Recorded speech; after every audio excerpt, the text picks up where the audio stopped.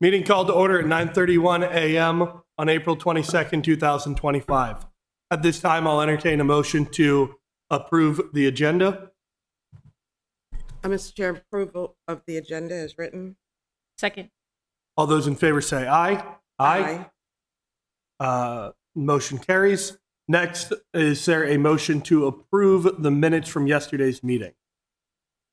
Mr. Chair, I'll move approval of the minutes and a thank you to Ms. Jackson for being on it. Absolutely. Second. All those in favor say aye. Aye. Aye. Excellent. Before we get started with our Office of Law presentation, I want to briefly turn it over to our budget manager to address a couple of corrections to our budget book. Thank you. Thank you, Mr. Chair. Good morning. For the record, Jake Trudeau, budget manager. Before you are three pieces of paper. The first one is the fire department, and I'll preface this by saying we were scrambling towards the end to make sure everything that was included in the class and comp study, we understood it, and it was reflected properly in your budget books. Sad to say that after a couple reviews, we still missed a couple items. Thankfully, though, none of these impact funding. So let me walk you through here. The fire administrative officer, that was previously in your budget book notated as a fire administrative specialist. Class and comp study changed that to a fire administrative officer and increased the grade. Again, the funding is properly reflected in the budget. The next one is HR.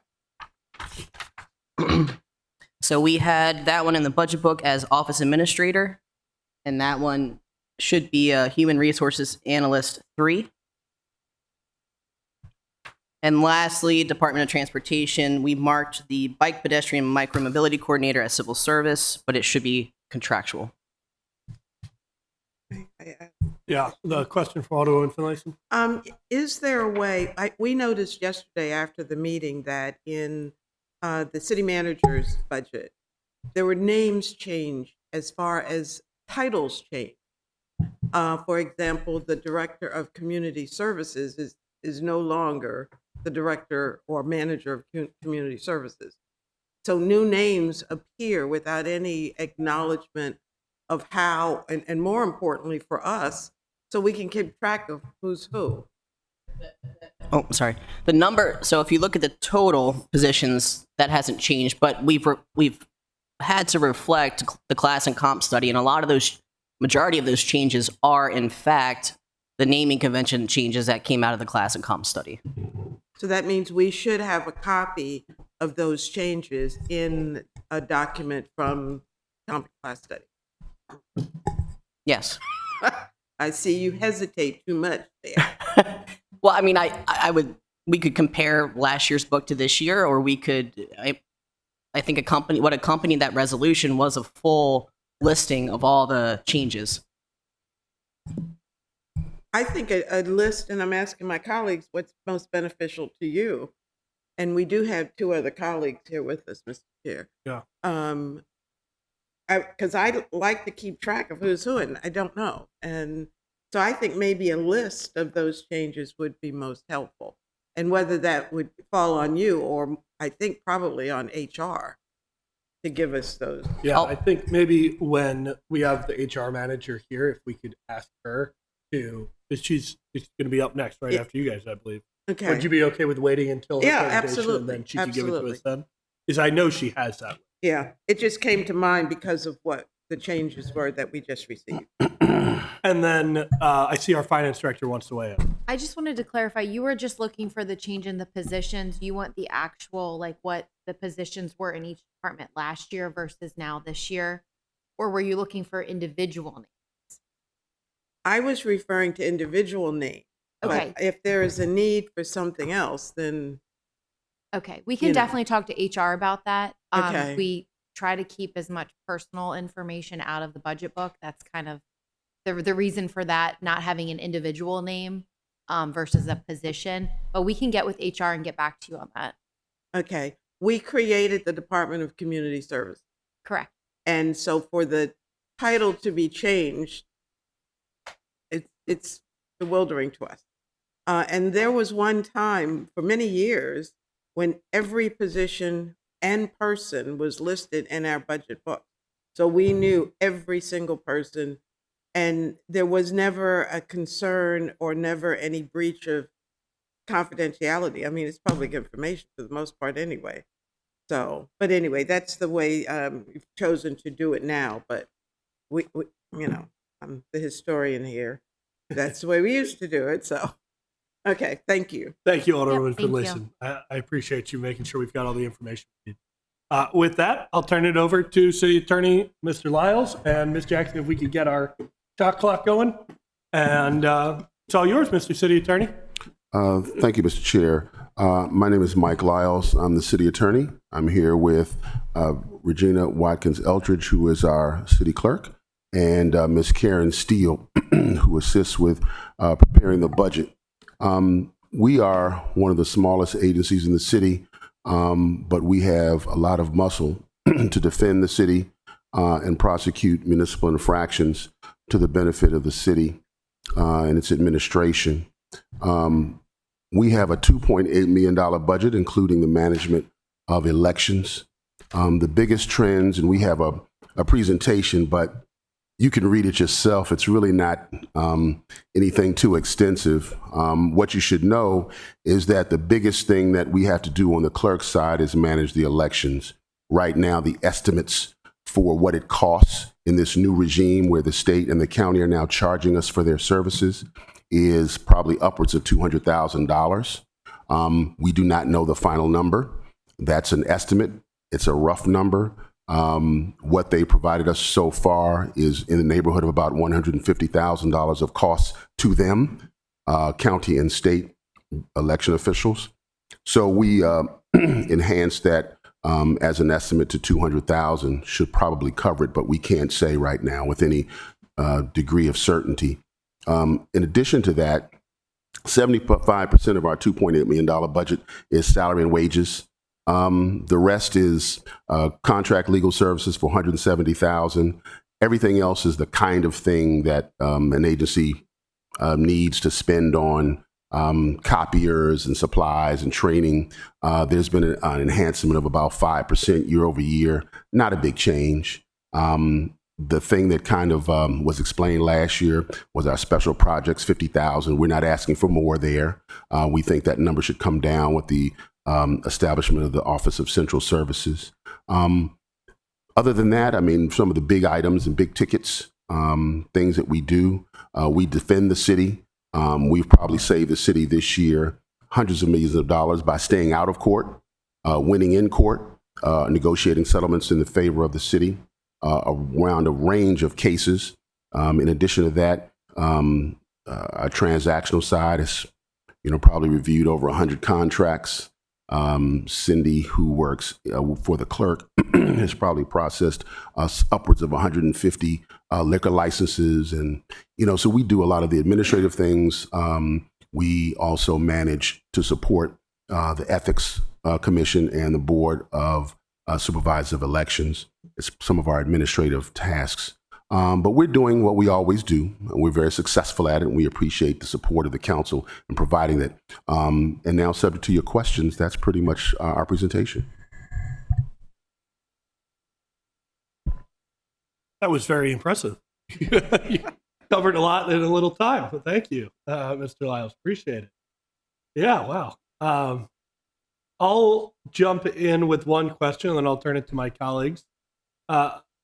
One thing, well, actually, maybe I'll ask you two.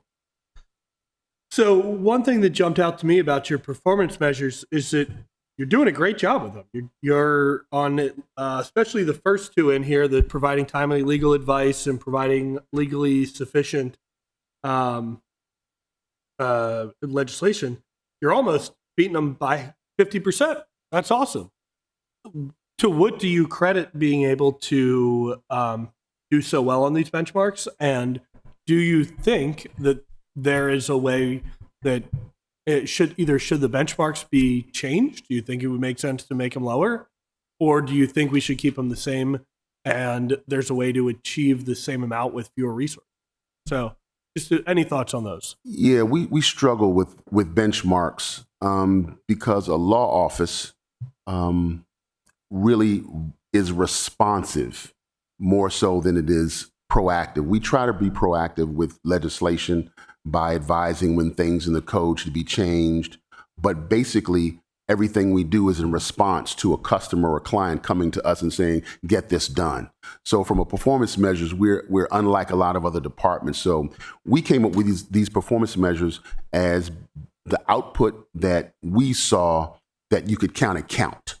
When it comes to legislation, we found in the first couple of years of my tenure that it takes somewhere between 2 and 4 weeks to draft legislation. So 30 days is our benchmark there. When it comes to MPIAs, we have a state-imposed regulation to get MPIA responses out within 30 days. We generally beat that by 2 weeks for non-complicated kinds of requests. And so we can't be at 100% of those because sometimes we get requests where departments have to give us mountains of electronic information. So it would take longer than 30 days. But generally, we're within 2 or 3 weeks of getting electronically stored information in response to that. Additionally, when we are responsive to requests for legal opinions, we generally get legal opinions out between 4 and 2 weeks. We try to get them out within 2 weeks. We try to respond to every request within 24 hours. So that's where those benchmarks kind of come from. We know we're very good at what we do. We're probably right size with our attorneys and our administrative staff.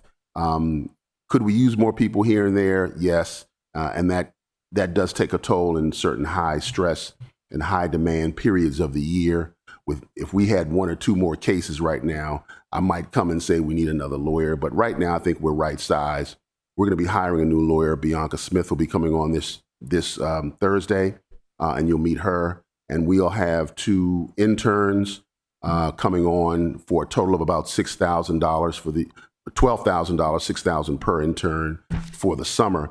And that's kind of our give back to the community. We hire college students and law students to provide additional administrative support during the summer, which can be a high time for litigation and legal services from us. But those benchmarks are really designed because those are the things we could capture. But generally, we are a response entity. And we generally don't do things without people asking us. It's kind of hard to benchmark that because we never know what's going to come up. Well, I commend you for, like I said, especially on these first 3 here that I'm looking at, not the first 3 on the screen, first 3 in our budget book, beating them by 50%. That's excellent.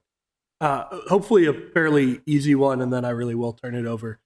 We are seeing, and you mentioned about a $200,000 increase in the department's budget. About how much of that $200,000 is for the 2 new positions that are getting brought on versus for just increases to salaries of existing folks? Yes, we're the 200,000. If you look at the budget book, it's at 2.6. We did an analysis in the last 2 days because of the numbers we're getting from the state and the county. I'm sorry, Mr. Lyles, if I can interrupt you. I'm just talking about the salaries and benefits portion. We have no control over salaries and benefits. We don't impact that. The attorney that we're hiring was hired for less than the previous attorney. So we saved some money there. She's more junior, somebody we can train up, but we're saving about $40,000 in that.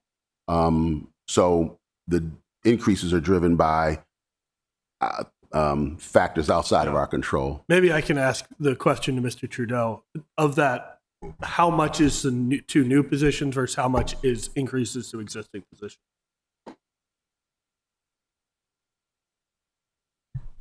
I can look. I don't have the answer off the top of my head, but I can look for you. Thank you. Appreciate it.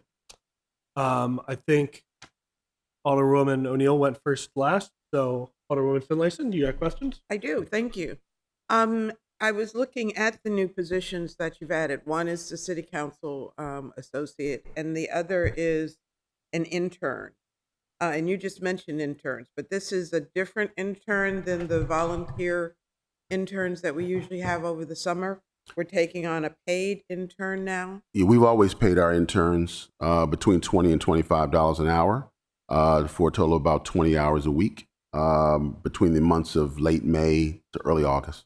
Okay, so it's not different from the No, ones that we've no. had. In the Yeah, past. our numbers with respect to what we've spent pretty much stays the same. The salary and wages are a result more so of the changes that the council has made to change pay and categories. We don't really affect that. Our positions didn't change. We asked for a new position for the elections associate, but that we hired that person last year, and that person is still working for us, kind of on a part-time basis through an employment contract, and that person will be with us through the elections. But other than that, from last year to this year, our salary and wages is reflective of the changes in how personnel does what it does with staffing, not any increase in our staff numbers, because we're the same. And our interns, we've hired 2 interns max every year for the last 4 or 5 years. And we pay them between $20 and $25. So that's like $6,000 a person over the course of 3 months. Well, in the staffing summary, it shows as if it's a new position, the intern, because that increases your numbers from 11 to 13 staff in the law department, one being the city council associate. So I don't know whether that should be there or. Yeah, I'm not sure, but we take the money through an employment contract, so it's included in salary and wages, but it's $6,000. I Is just didn't that- want it to appear as if your Yeah. staff is growing when really it hasn't changed. No, it hasn't changed. But probably the difference is how we set it out. In the previous years, we put the interns under legal services, right, and we took that money out of there because they were under a contract. You know, they weren't really full FTEs, if you will, for the city. We decided to set it out so you could see that an intern would be hired. I haven't decided to hire another one right now. We've already offered the intern position to one, maybe not 2 this year, but we're definitely going to bring on one. Mr. I have some Trudeau, candidates for you. did you have something to add about that? Mr. Lyles is correct. They've had one last year. They have one this year through the summer program. We should actually remove this because we don't include them for any other department. So this is an error that we will correct. To answer your previous question on the increase in salaries and benefits, the new council associate has about a total comp of around 100,000. The rest of that is your typical, anniversary step increases. Great. Thank you. That's what I wanted to know. I have a question about the attorney. You mentioned that you're hiring a new attorney and for less. The attorney that left, did he get hired at a higher rate, or had he acquired, because he had been with us for several years, did his salary increase over time? And that's the that's the comparison you're making. That's right. He came in about the same salary as this Okay. person, Okay. and he'd been here 5 years, so his salary just increased over the years. Right. So we're not hiring a person for less money than we hired him initially. There may be a little difference. I mean, he had more experience. Yeah. So there were probably a few $1,000s more. Yeah. Okay. But we're now on a new salary scale, so a lot is different. She comes in with about 7 years of experience, and at the time he had about 10 Okay. years of legal experience. So I'm he good would've- with that. I just wanted Yeah. to be clear that we Yeah. really didn't hire her. She went $30,000 cheaper. No, it was just that based on her experience and her background, she merited that amount. Mm-hmm. And he had more experience when he came in at the time, and he'd been here 5 years and gotten the normal merit increases that one gets. I totally support your flexibility in being able to hire that way. My next question is the really tough one, because currently the city attorney sits in the mayor's office. And for years, I have believed and verbalized the fact that the city attorney, like all other departments, should answer to the city manager. Being in the city mayor's office, makes the position very political, and we've seen a lot of that. So tell me how you feel about where the city attorney should sit, be it the mayor's office or the city manager's office. And if Well- I can maybe expand on your question a little bit, I've also floated the idea that the city attorney ought to report to a senior member of the council. So maybe if you just throw that in. To a So what? a senior member of the council. So I would just, if you maybe throw that Yeah, option. throw that in there. Let's say a political attorney in the position of city attorney is one that doesn't know how to be a city attorney. We are a non-political office. I'm a non-political person, and I operate to provide the best services to my boss, which is the city council. It just so happens that in your current structure, the charter and code, there is a report to the mayor as a daily supervision, if you will. But my allegiance is to the city council and the taxpayers through the city council. And so mostly our reports are generated for the city council on a day-to-day basis. Since the city council isn't full-time, the report to the mayor is done as a matter of course. But I don't necessarily care where you put us. We're going to operate with the same non-political, forceful, and zealous advocacy that we always do. We are not going to be swayed by politics in presenting our opinion. And the council and the mayor, the administration are free to do whatever they want to do after we give our opinion. That's our obligation as lawyers in the state of Maryland. So we are agnostic about where you put our office. We're going to do the same job no matter where we are. But we do know our allegiance, even if under the reporter of the city manager, can't be to the city manager. Our allegiance is to the city council and to the citizens whom the city council represents. And when we go to court, that's who we're defending. We can't, so reporting is different than who our client is. Our client's not the city manager. Our client is not the mayor. Our client is the city council and the citizens. The mayor just sits on the city council, and so he's a representative of you on a day-to-day basis. Mm-hmm. Well, thank you for that. And I see it as no different than the police chief. It's not having an allegiance to the city manager, even though he does answer to the city manager in that the city manager supervises all the department heads.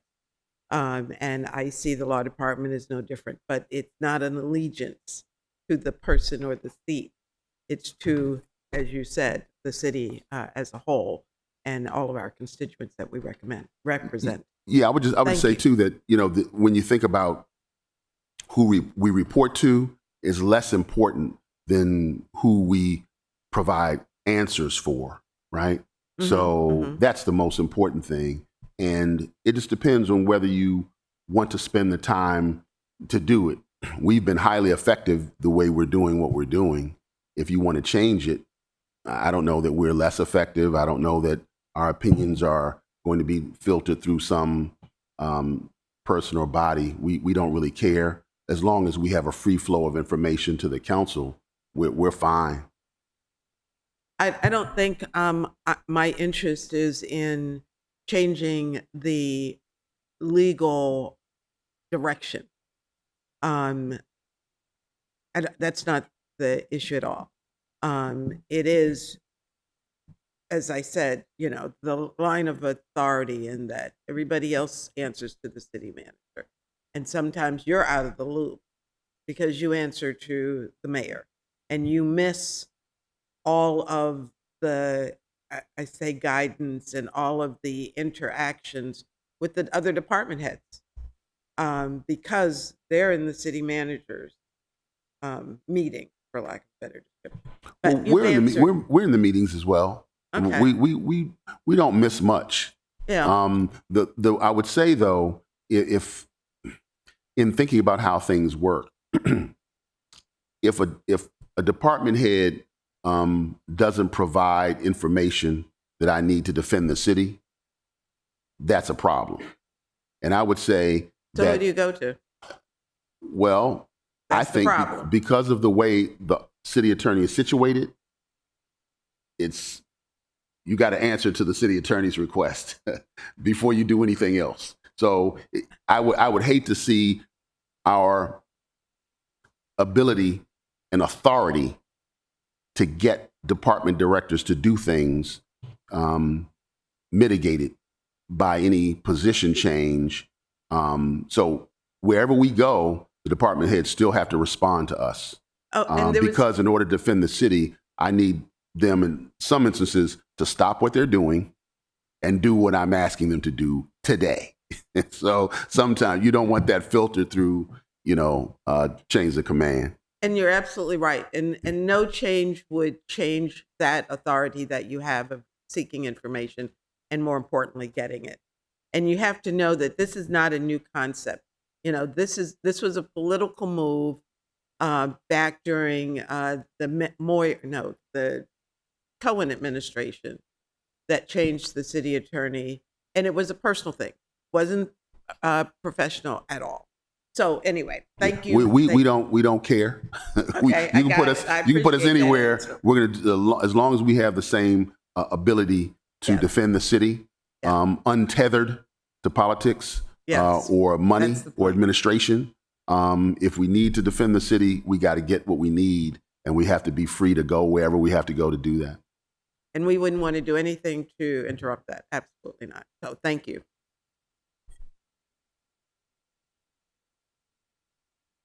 Thank you. My question just is about the addition of the council associates and what the job description is going to look like and how that will differ from current, or if it will differ from our current. I'm not sure about that position. We have a city council associate. Did we need another one? I think we're okay. I don't think we need another city council associate. That might have been just the way we presented it when we presented it initially in our budget. But I think we're okay. The confusion might have come in because we wanted a title change for our deputy city clerk. And so, that may be a confusion, but we don't need another person. So I'm going to disagree with you and say I think we need another city council associate. And as much as we appreciate the current one, Yes. and but I would be interested to know a little bit more about the process, to Alderwoman O'Neill's question, by which the job description for that will get determined, and to what extent the council, because this is a somewhat unique position that's so council facing, will have interaction with that. Well, the job description is mostly, is really what you need to provide support to you. And so we created the position, or the position was created before I came on. And so it provides support to the council, whatever that looks like. Organizing conferences, meetings, travel, setting up conference rooms, whatever you might need, providing orders for your supplies, anything. So if you need another one, that's fine. We'd be happy to bring one on and supervise an individual. We do have, from the trend information that we provided in our report, we do have a problem with space. And so we need space for another person. We barely have enough space for our intern for this summer. We know that we might be transitioning to another space here in City Hall that might provide us a little more room, but that's a sore issue, a sore point from the standpoint of adding folks right now. Sure. I've seen your space is pretty crowded. A couple of folks want to weigh in here, but I think I'll go to Ms. Watkins Eldridge first, if you have something to say, and then Budget Manager Trudeau, and then Alderwoman Finlayson. I just wanted to say that I honestly don't feel like we need another city council associate because we've been providing her additional work because she has a lot of hours where we need to fill. So I don't think that that's something we need. But there are some things that the council, some requests that the council can send to the city council associate to help fill the job. If you need a report done, or you need some investigation, or you need her to research things for you. But those kind of things haven't been coming through this council to Miss Jackson. So we've been trying to fill up her workday with other things so that she can have enough work to do. So that. Yeah. Okay, thank you, Ms. Watkins Eldridge. I'm going to go to Budget Manager Trudeau, and then Alderwoman Finlayson. So this was a part of this was filled as part of a request from the council or council priority to add another council associate to help you all with your needs. Yeah, I think that, yeah, and I'm sorry because I forgot about that. But yeah, I think that we had a discussion early on about another city council associate. We're happy to take on another person. The job description will be the same, but I think that, we really get our feedback for what the position can do and should be doing from the council. And so whatever you need, we're happy to supervise that person and get them on track. Okay. Alderwoman. Can I finish my question? Oh, I'm sorry. Was there more to the question? So, well, to that, if there's not already a job description made, I think that to the point that the council requested the position, I don't understand. If we're trying to fill up our current associate day with outside jobs, then perhaps it needs to be a discussion as opposed to adding a position right away as to what exactly we're looking for in that. Yeah.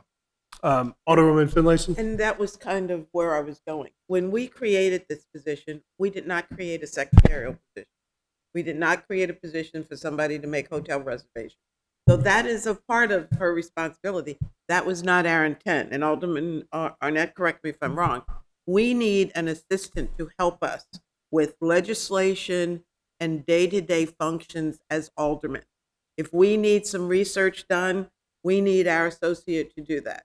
If we need help with legislation or language or whatever, and when I interviewed Ms. Jackson, that was part of the discussion when she was hired.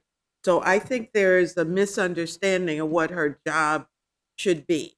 And maybe we play a role in not giving her work, not letting her know what we need.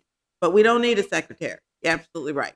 Yeah. We need an assistant to help us with our legal, and I don't mean legal from the law perspective, but with our legislative function, I'll just say. And I would particularly say the follow through on some of that legislative function, right? Once we pass something, how is it actually getting implemented? And the Absolutely. intersection between constituent services and legislation, right? If we notice that they're consistently getting calls about potholes in a particular area, how does that lead to how we might change things in the budget? All right, Alderman Savage had something to say on this, and then let's. I'm sorry, did you have something to say, Alderman Arnett, too? Okay, well, everybody's got something to say on this one. Alderman Savage, Alderman Arnett, and then let's get back to Alderman O'Neill to keep moving on with questions so everybody can ask their question. Thank you, Mr. Chair. And did you want me to just stick to this particular topic? If you had something about this particular one, yes. Otherwise, Okay. Oh, okay. Alderwoman O'Neill's done with her question. So yeah, actually, I'll open up the floor. Well, no, stick to this topic, then Alderman Arnett, and then you can ask the other question. Okay. Well, so yeah, on this topic then of the potentially additional council associate, I do think we should dig in at some point whether or not it's needed or not. My perception is that it is, but it's good to hear from Ms. Eldridge if there is more capacity in the current workload for our associate. I think that just may mean that we need to circle up and figure out exactly some of the things that we can request. Because personally, what I'm looking for is someone to help keep track of implementation of legislation. And I'm not entirely sure if that's something that should be done by the council associate or a position in the city manager's office. But I think that capacity is needed. I've had a number of instances over the years, some recent, where legislation is passed and I reach out to staff and they say, oh, we had no idea this passed. So there's some kind of failure in our process. Similarly, somebody to keep track of reports that are due. Another, I mentioned it yesterday as far as the performance standards. There are countless reports required in our city code, and it's on my list. One of these days, I think I'm going to try using AI to draw out all of those requirements in the code so we have a list. But those are things that I would love to see some proactiveness on. And also, I think something the committees are starting to do is give the current associate more committee requests and follow up. But I think there's always more that's needed in that regard as we as we do that work in the committees. But there are also, the last thing is just, there are also other just random, like Alderman Huntley alluded to, some of the constituent concerns and requests that I think they often cross the boundary into committee or legislative. And so I think there needs to be better coordination between some of the functions of the associate and the constituent services office.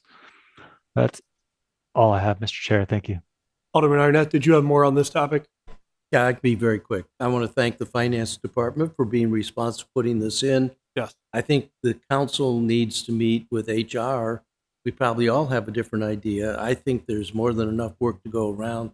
I think it is on us that we haven't used the services that are available to us. But believe me, I know some work that we can put them to that will keep people very busy. Yeah. And keeping the calendar is one of them, and the schedule of things that are due. We pass legislation all the time with required reports, and we never get them.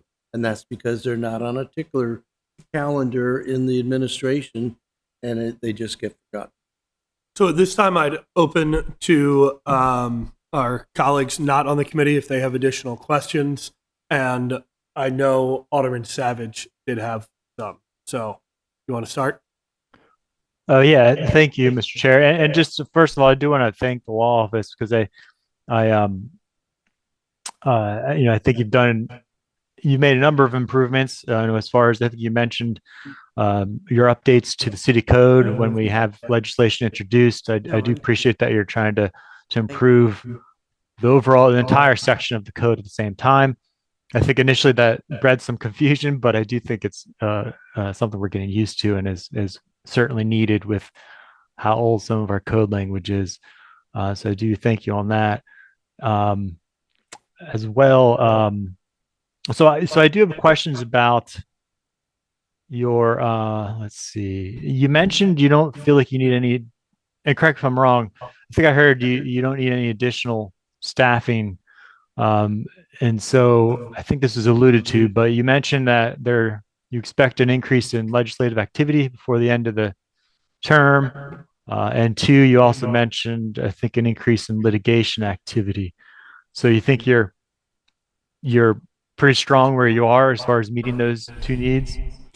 Yes. Legislation, we processed over 70 pieces of legislation during the last fiscal year up to this point.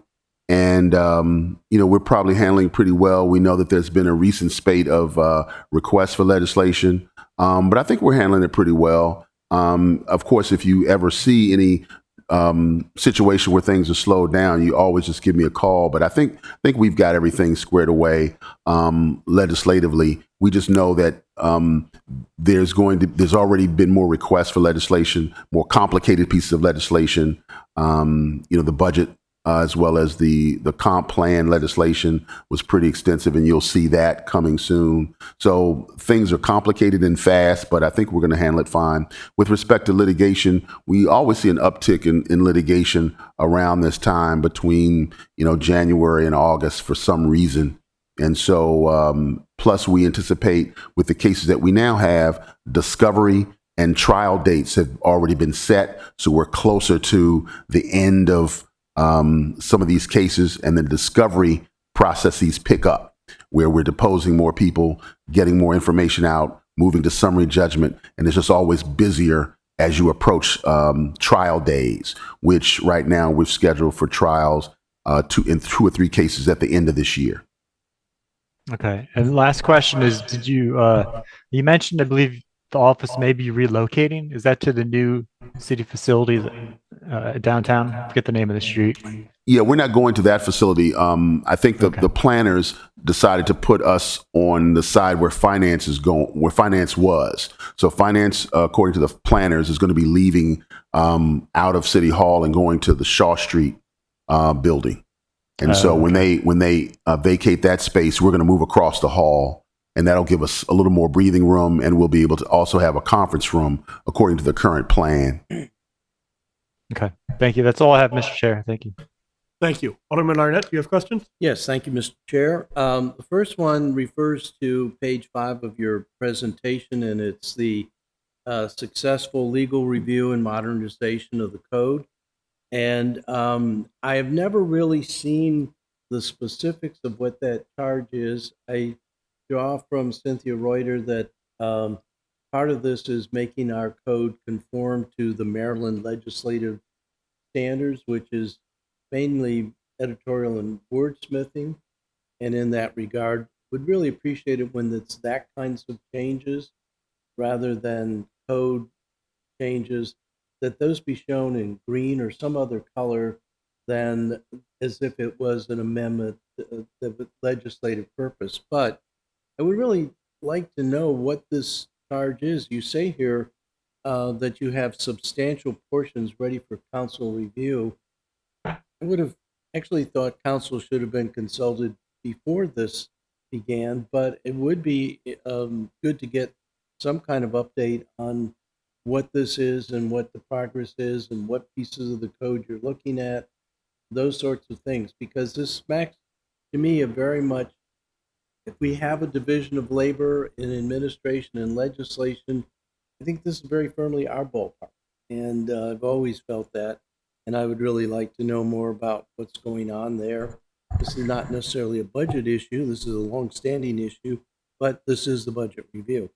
The other things quickly, it would be good to know, to have more frequent updates on where we are in terms of legal cases. At one time, we had several multi-million-dollar swords of Damocles hanging over us. I think the Fisher suit was settled. I don't know where we are with the second PACA suit, but it would be good to get a sense of the kinds of liabilities. And this report relates directly to the budget where we have the money set aside for the blanking on the term of it, but that $3.9 million of where the stop loss insurance is. Self-insurance fund. Can't think of the name. It's Anyway, the self-insurance fund, sir. yeah, self-insurance. So that would be, I think, really good to get that kind of update. And those are my, I guess you would call them comments or requests rather than questions. But that's all I have. Well, let's start from the latter. We often ask for an opportunity to come and provide updates. The last time we did that, we were supplanted by other council meetings or requests for work sessions. So Wish we had control over that, but we don't. well, I don't know who controls your time, but I know that we always ask to come before you and give you a full rundown in closed session during a work session of all of our legal matters. We're also available every day, 24 hours a day, to give you updates. We can provide those to you. We like to do that verbally and in person. So anytime you want to update individually, we'd be happy to do that with respect to all the litigation. Probably not appropriate for this setting, but a closed meeting, we'd be happy to do that. We're always available to do that. Secondarily, with respect to the code, we understood the charge originally that you didn't want to update the code. So we don't update it. We get requests to change the code from the council and from department heads who go up through the city manager and the mayor to ask for things that they want in the code. And those things are presented in the normal course of legislative review to the council. We draft them and the sponsors are added, and the sponsors in control of whether that gets in front of you or not us. And we don't do anything other than to make sure that the code is easier to read. In the past, the code in many sections was changed in one section or two, but related to the sections throughout the code, but those weren't changed. So what we found is that we had to make things consistent throughout the code. There were definitions that weren't added in the code that should have been. New words get dropped in legislation, but there's no definition of the word, or the definition is inconsistent with definitions used in other parts of the code, even though things were changing. So we try to make sure that those things are included.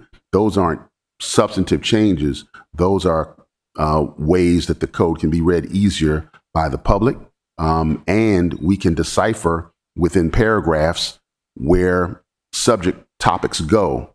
In the past, paragraphs were just written with unending streams of information, and there were 4 or 5 topics in a paragraph. And so what we've decided is that it's better if those topics and subjects are broken out and numbered. And that's where we're adding the kind of state format. It's really just a format of how you read it. It's confusing, and it lacks the clarity it needs to eliminate the inconsistency when you can't see the topics by number and section. And so we just try to do that, but we don't change it absent the council changing it. And it comes through the normal process. So let me just respond quickly to one part. I accept what you're saying, but the council has 7 standing committees that cover every part of the code. And I think one of the breakdowns in the system during my tenure on this council is instead of the department heads coming to the council, who are the legislators, and discussing with us the legislation, you're right, it goes up to the city manager and the mayor. And that just gets rid of all collegiality between the council and its legislative mandate and the operations of the city. I know we need separations of powers, though I think most of the powers reside only in one seat.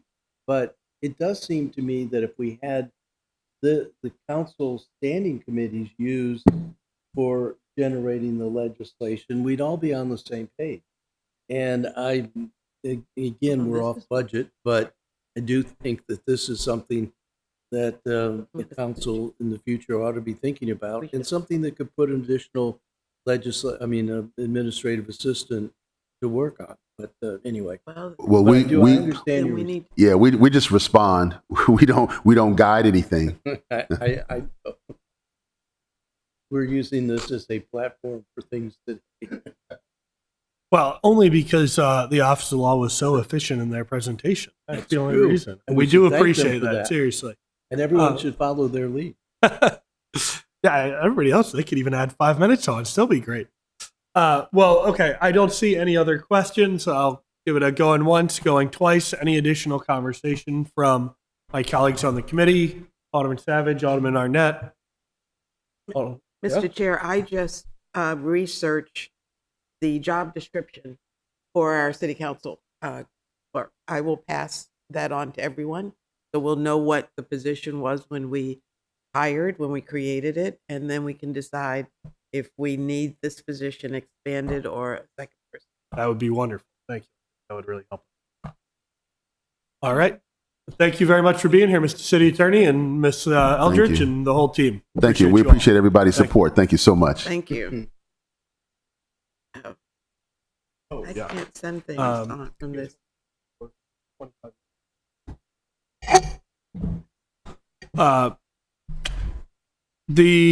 I will make a motion that the committee recess for 25 minutes and return at our scheduled time of 10:45. Is there a second to that? Mr. Chair, I'll second it, but I'd like to know, we have our TV crew here and Ms. Pettit, are they here for the next item, or did they think something was happening now? Oh, okay.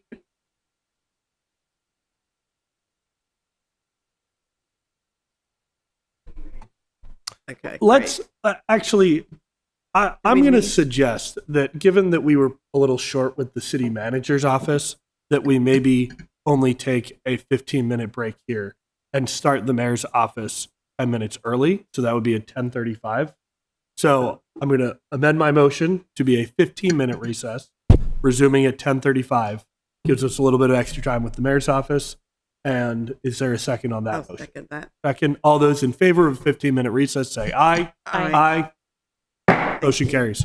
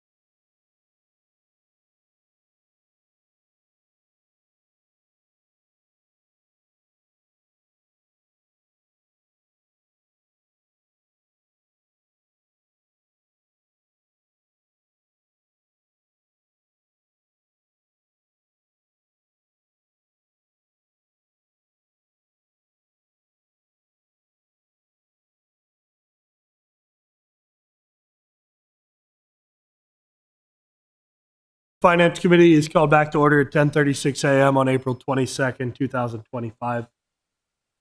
Now we have our presentation from the mayor's office. Thank you for joining us, Ms. Pettit and team. I see we have our COA TV staff here as well. So I will turn the floor over to you. Thank you.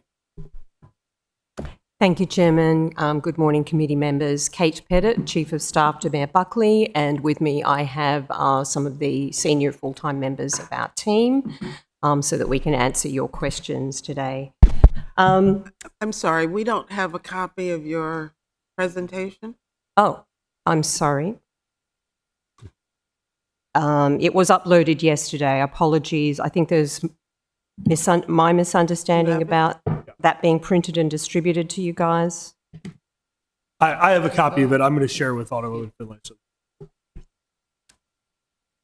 Thank you. Yeah, thank you. Yeah. Okay, please proceed. Thank you. So starting off with some quick comments around our FY25 highlights. The Mayor's Office is very much aware of the approaching end of term for the Mayor in November this year, and some of the workload pressures ahead that will bring as we try to complete and roll out a series of Mayor priority projects and support the communication and other workload around those, and the need for solid transition planning. We think overall we are positioned well to meet the challenges ahead, and that's largely due to two things. It's changes to the way we work together that we've made over the past couple of years in particular. We now share and leverage, responsibilities across our team. While we have members of our team who still lead on our primary functions, for example, Mitchell as our PIO and Hillary as our Constituent Services Officer and Ombudsman, we actually now work in a much more sort of shared way with other people sharing some of those responsibilities and the team working together. And that has really delivered some efficiencies and for the team, which I'll talk about as we get to the performance measures. We've also received, I'd like to acknowledge the resourcing support we've received, particularly in the last two budget cycles.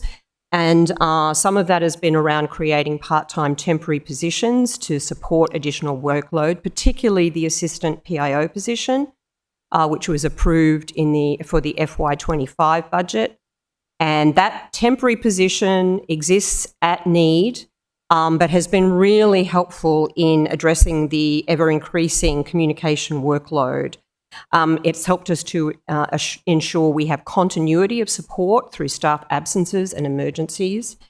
And it's helped our PIO to focus on more complex, high-value work, such as delivering the redesigned annual report last year, as well as delivering for communication to support prominent projects like City Dock Resilience. The last point I'll note is that we're very aware of federal changes and the potential impact of that on city funding and operations going forward. I would like to also note out of that, we're conscious of potential challenges, but there may be some emerging opportunities out of that. Recently, for example, we were contacted by senior regional HUD officials, including Assistant Secretary De Felice, and they asked to come to City Hall, meet with the Mayor and members of the City Manager team and directors. And their message really was, we're here to learn about your priorities and how we can work with you to cut through red tape and get outcomes. That was a really encouraging message. And we talked to them about CNI and other critical projects, and they emphasised they wanted to help us connect with other agencies to cut through red tape to get things done. So there may be opportunities like that we're only just beginning to see that come out of the federal situation. But of course, we're also dealing with some of the impacts, in particular some impacts to changes to immigration enforcement and to the federal workforce impacts. And I'd particularly like to acknowledge Rocio Ramirez Smith beside me, who won the Hispanic liaison role earlier this year. So Rocio has been very active in supporting that function from her old position as our administrative officer, but now she's officially leading that work. And I want to congratulate her. She's done an amazing job of supporting, and I can already see the difference she's making now that she's leading that function. And of course, with Rocio moving into that role, we now have a new office manager, and that is Martina Flores-Guillen, who joined us a couple of weeks ago. And she's already getting her head around all of the some of the major components of work to support not just me and the mayor, but the city manager's team and the whole office. That role also provides some support, financial support to the council associate and to the Office of Community Services.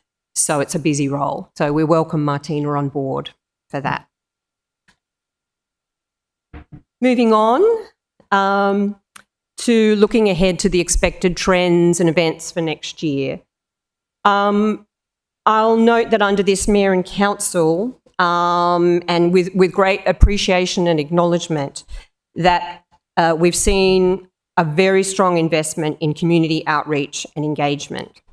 One thing we are aware of, because we get feedback on this all the time from residents, is that when you deliver outreach and services from the Mayor's office, you're sending a powerful message to the community about your priorities. And residents say that to us often at community events. Oh, you're the Mayor's office? And the Mayor, and who sometimes residents don't know who the Mayor is, but the fact that the Mayor's office is there or is hosting a listening session or a workshop does have impact. So we appreciate the support that we've received over the past term in those community efforts. And because of some of the things I've referenced, things like the assistant PIO and some changes I'll talk about as we go through, we think we're positioned well to meet the challenges in the year ahead, workload challenges and whatever impacts there may come at us from on the larger scale. That's why we've only got one new item in our budget this year, and that is a request for $2,000 for annual training for boards and commissions. That just adds to our training budget, and it will allow Hillary to work with other teams in the city, often with the law office, to deliver the training. And I think we've seen some issues over the past year that indicate it is very important to be able to make sure our boards and commission volunteers are up to date on policy and city code and ethics and so on.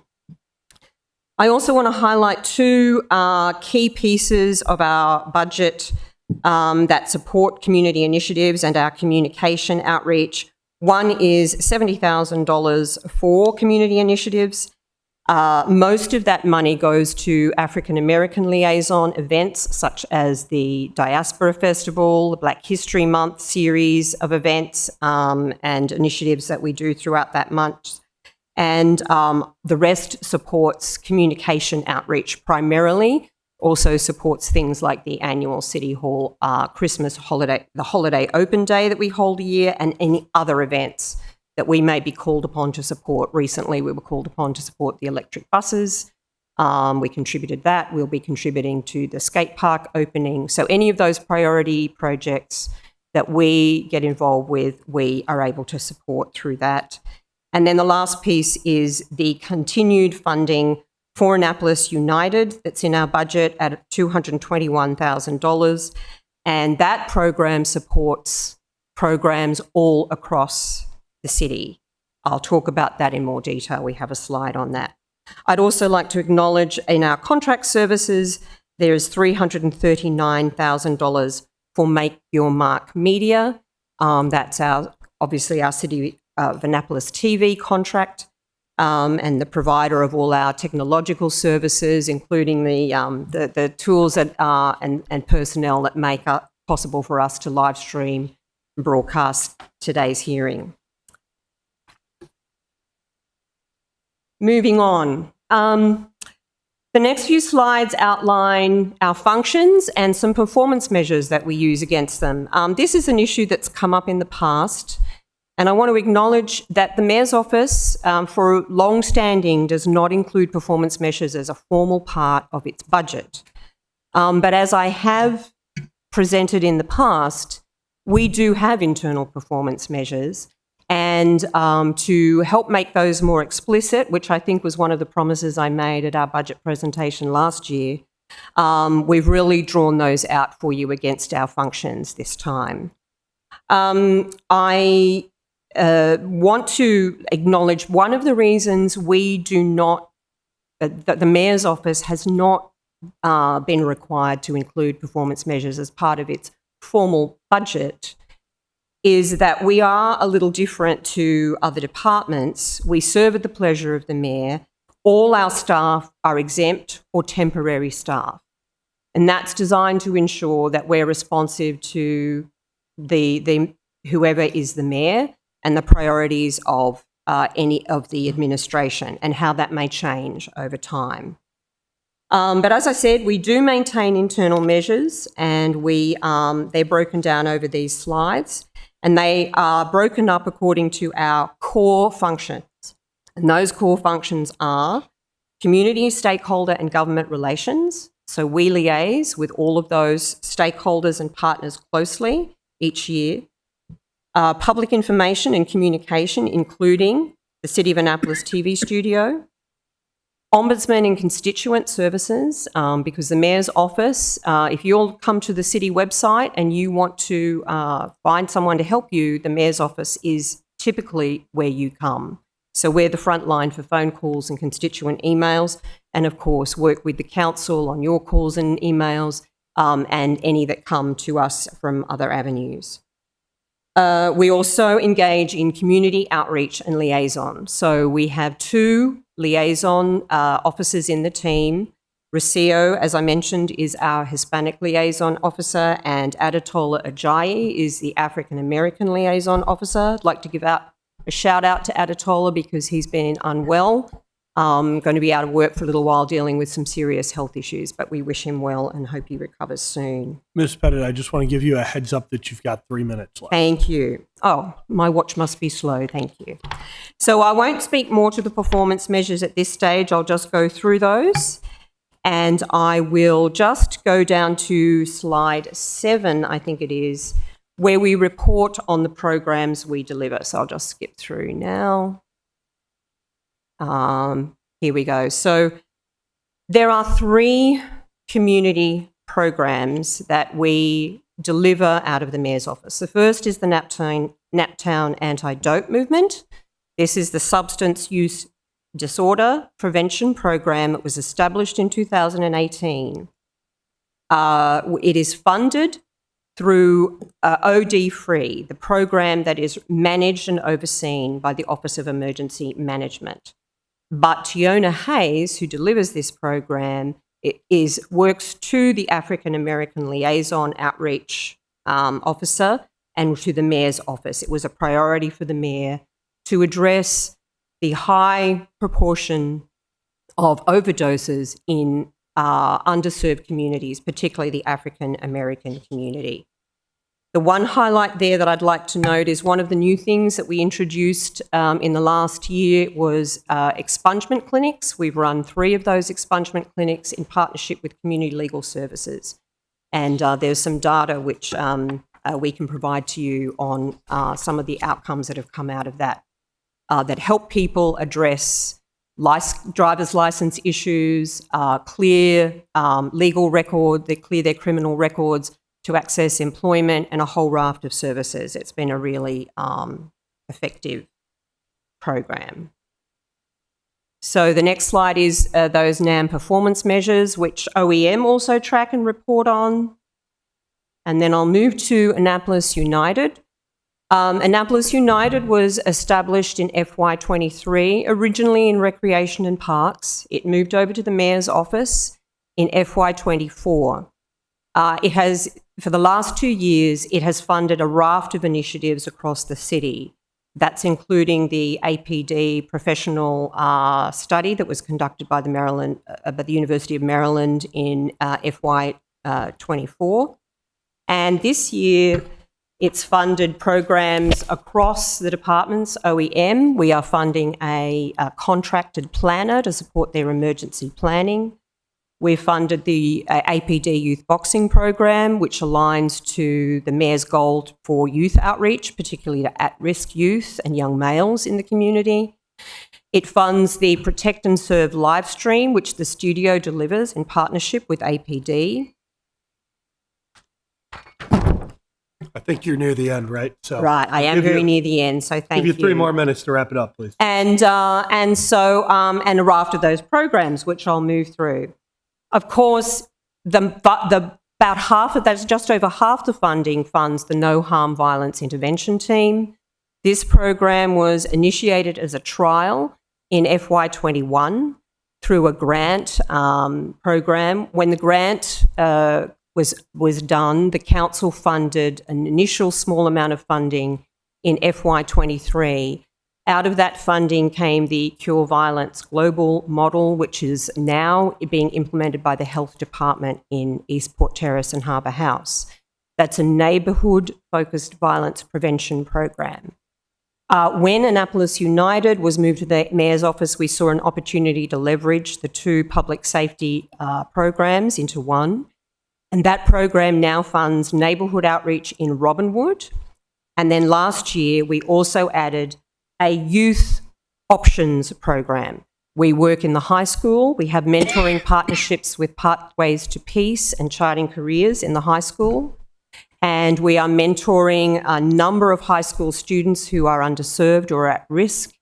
We have a program of college and career field trips where we take students to see colleges and further education opportunities and career development opportunities. And we're running also this year, we've added an entrepreneurship program in partnership with Charting Careers. It commenced a couple of weeks ago with about 12 students for skills development and preparation for employment.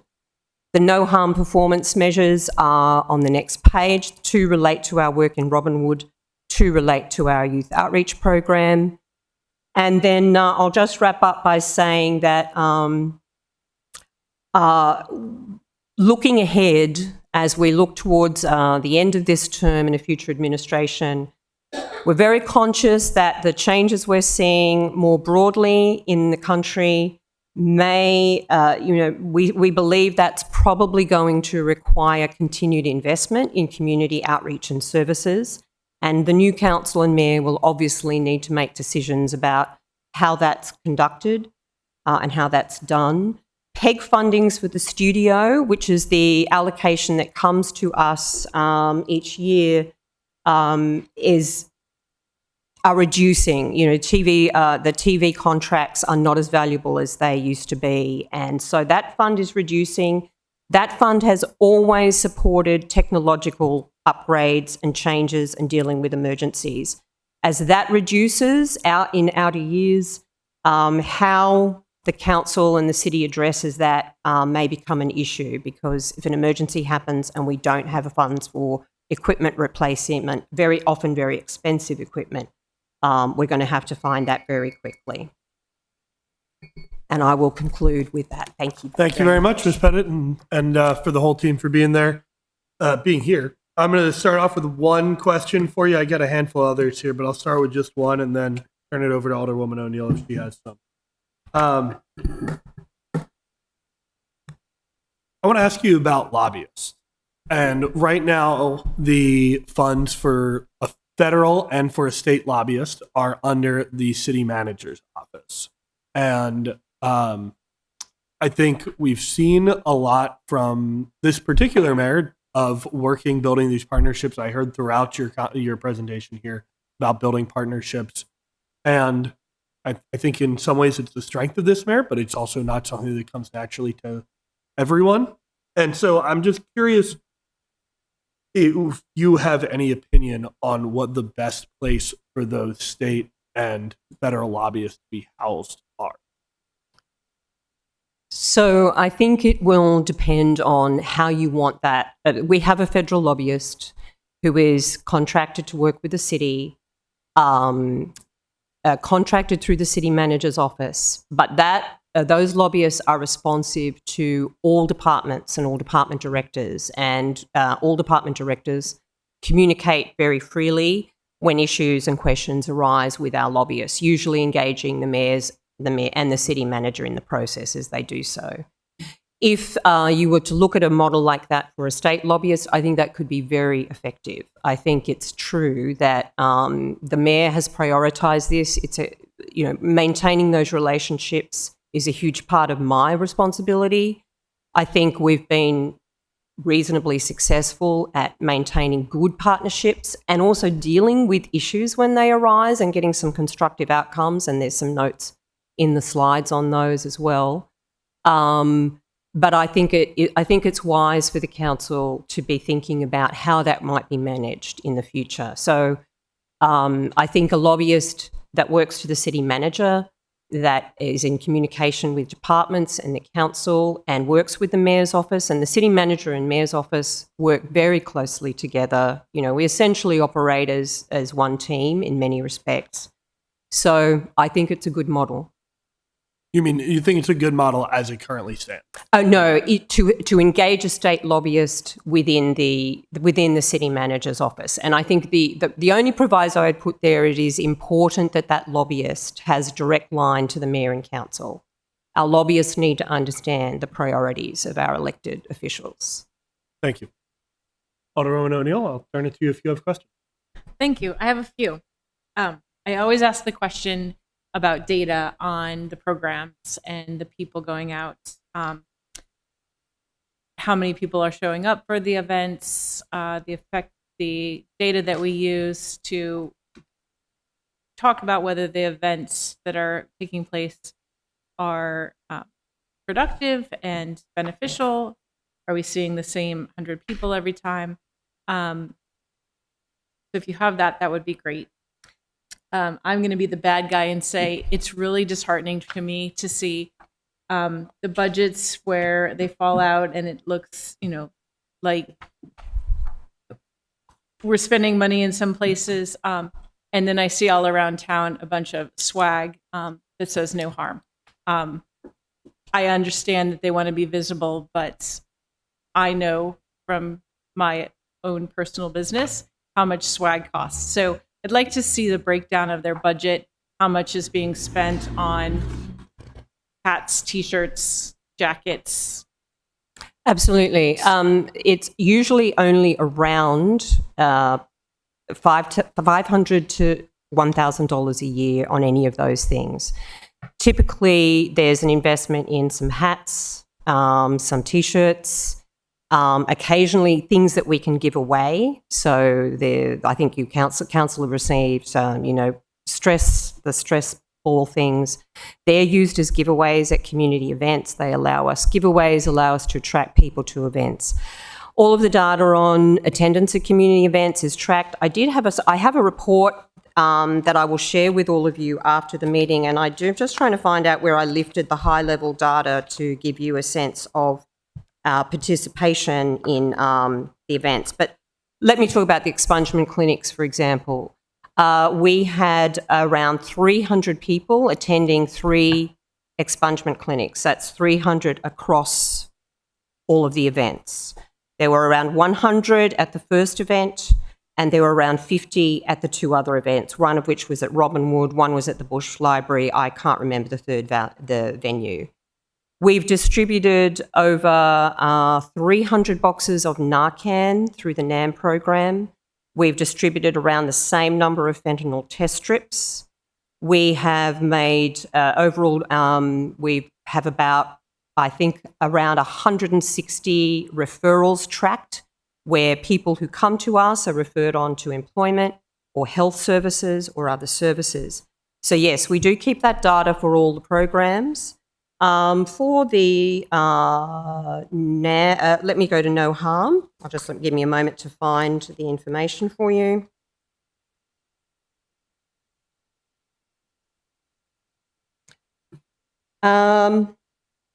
So we have for the college trips, we have more than 70 students have participated in 4 college field trips this year. There's one more trip to go, an average of 27 students per trip. The data out of those is overwhelmingly positive. We have students, we track cases where students have said they weren't planning to go on to college or even to finish school necessarily, who are now planning to do so as a result. In the report, we have some of that feedback direct from the students captured. I'd also like to just refer back to the No Harm VIP performance measure page. If we refer to the mentoring program there, they've been working in partnership with Charting Careers in the school and with Pathways to Peace. Our youth outreach coordinator, Farouk, who is new in the team, Farouk Ongubade, was recruited last year. When Annapolis United came and merged with No Harm, we did engage some more part-time field staff. So Farouk runs our youth outreach program. He attends the school each week, as well as organising the field trips and the entrepreneurship program. And they're working with more than 60 students. They get an average of about 12 to 15 students coming to each session, and then they work individually with students to help them with, their study or whatever issues they're dealing with, and refer them to other services and their families. 85% of the students in that program, and this reporting comes through to us from the school counsellor who we work with. There's 85% report improved academic performance and 72% report showing improved engagement and attendance. And I have some of the testimonials here from those students, which I won't go into now, but I'll include them in the report for you. Thank you. So a lot of that data is tracked, and I'll get you detail on all of those pieces. Thank you. Yeah. Appreciate that. My last question is, can you tell me the difference between the Hispanic Community Programs Administrator and the Hispanic Outreach Navigator? Yes. So the Hispanic Programs Administrator is our full-time staff member, Rocio. And just a reminder, that role existed in the Mayor's office until FY23. It was then merged with the Office of Community Services. It was designed to create some budget efficiencies that year. A number of questions were asked by the council, as I recall, about that, and it's traditional, I believe, under Mike Pantelides and previous mayors. The Mayor's office had a Hispanic liaison officer, as well as African American liaison. So that position was restored, needed to be filled, and Rocio, some delays on that due to the class and comp study, but Rocio's been successful in winning that. The Hispanic Outreach Navigator role is the field programs delivery. Ismenia Bolivar is the Hispanic Outreach Navigator. That position was changed, I think, in an amendment made by the council last year to become a full-time position. So Rocio and Ismenia Rocio delivers is responsible for the whole program. So in each of those liaison programs, we run community festivals and events. The youth poetry program is the one Rocio's currently working on. And Day of the Dead's another example. And so, but then the Outreach Navigator is a bit like NAM and No Harm. It's a field work position out in the community, delivering services directly to residents, holding health fairs, work sessions, etc. Great. Thank you. Anything you want to add to that, Rocio? Correct. And as you know, Ismenia has been all along working, even though there hasn't been a head. OCS was adopted her practically and it was a very helpful step to go through. In that way, the community was still being helped and it wasn't left orphan here in Annapolis. So Ismenia has been doing wonderfully at doing a job that needs more than one person. And that's why I'm happy to be now here so I can work along with Ismenia. She will continue to do her work field that she's been doing with the support of OCS. And then I will work with her so we can go to a higher reach to reach out to embassies, to more politicians, and just do a more work that on top of it that needs to cover and help the community and organize that better. And the only other thing I will add there is that Ismenia does a great job. She's done an amazing job of outreach on the ground, supported by OCS. We want to thank them for that. It's been a great partnership. But she's needed, over the last year, Rocio has effectively been supporting that role by helping to coordinate the Day of the Dead Festival, the poetry book, and all of the other kind of big picture, broad community events and programs that we deliver out of that. Thank you. Alderwoman Finlayson, Thank you. floor is yours. Thank you for your presentation. I'm afraid I'm still unclear as to what the Hispanic Outreach Navigator does. And before you answer, I had a discussion with Rocio. I want to call you by your last name, can't remember it. Because what I'm hearing is we have a lot of activities. My concern is that we don't have a lot of sustainable programming. When the Hispanic Liaison was created, well, first of all, when the African American Liaison was created, the intent was to make sure that the African American community was engaged in every aspect of city government. And then a couple years later, we added the Hispanic Liaison, both vitally needed.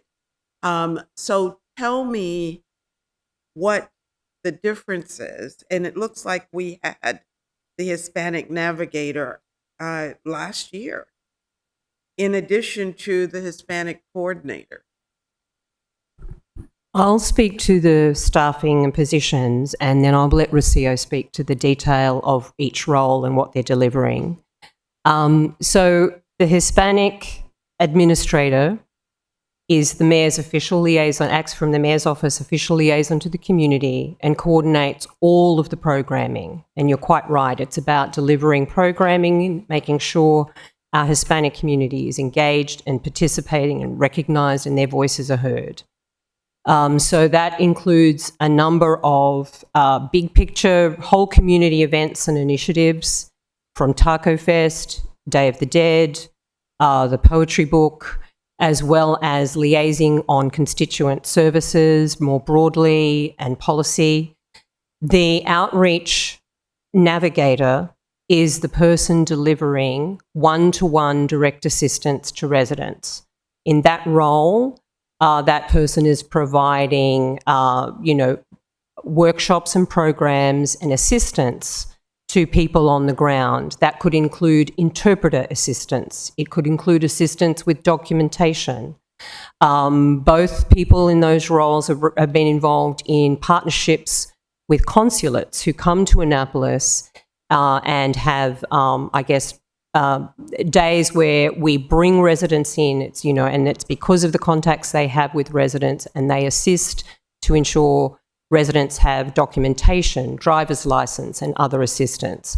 I'll let Rocio add any more detail. Yeah. Thank you. So I will speak with examples. When we had a tragedy happening last year with a little boy that got hurt, OCS was the first one to get called to see how we can support. This was a Hispanic family. We didn't have a Hispanic liaison back then, but we had Ismenia that was able to communicate with them in Spanish. When things of that nature happen that impact the community and people need help with rent assistance, or they are being harmed in any way by neighbors, things like that, it's easier, as it was mentioned before, to contact someone that can speak to them in Spanish. Translators are, of course, helpful. So this is what Ismenia has been doing, to be in contact with the community, to work along OCS. In all this time that we haven't had a Hispanic liaison, we haven't been able to work with businesses that need to open up in Annapolis because they don't have that support on this end to say, yes, I can help you, I can look, and I can reach out with our government first. We haven't had support in other legislative initiatives because there hasn't been a representative from the mayor that will work at that level. And that is what we're trying to work on now. As you had mentioned, Alderwoman, there is going to be elections coming up. And that is an important role that needs to go out and try to find more people to vote and try to show them the importance of voting and how they can participate. No Harm has amazing programs, and that they direct to the entire community. We would like to have more Hispanic people participating on those same initiatives that are spectacular. All those kids that go to colleges, I've seen those trips and how they get organized and the motivation that they bring. Those are the kind of things that we have been missing because there hasn't been a leadership that can work to put together all of those initiatives, create more, and work alongside everyone else at the mayor's office and make them happen.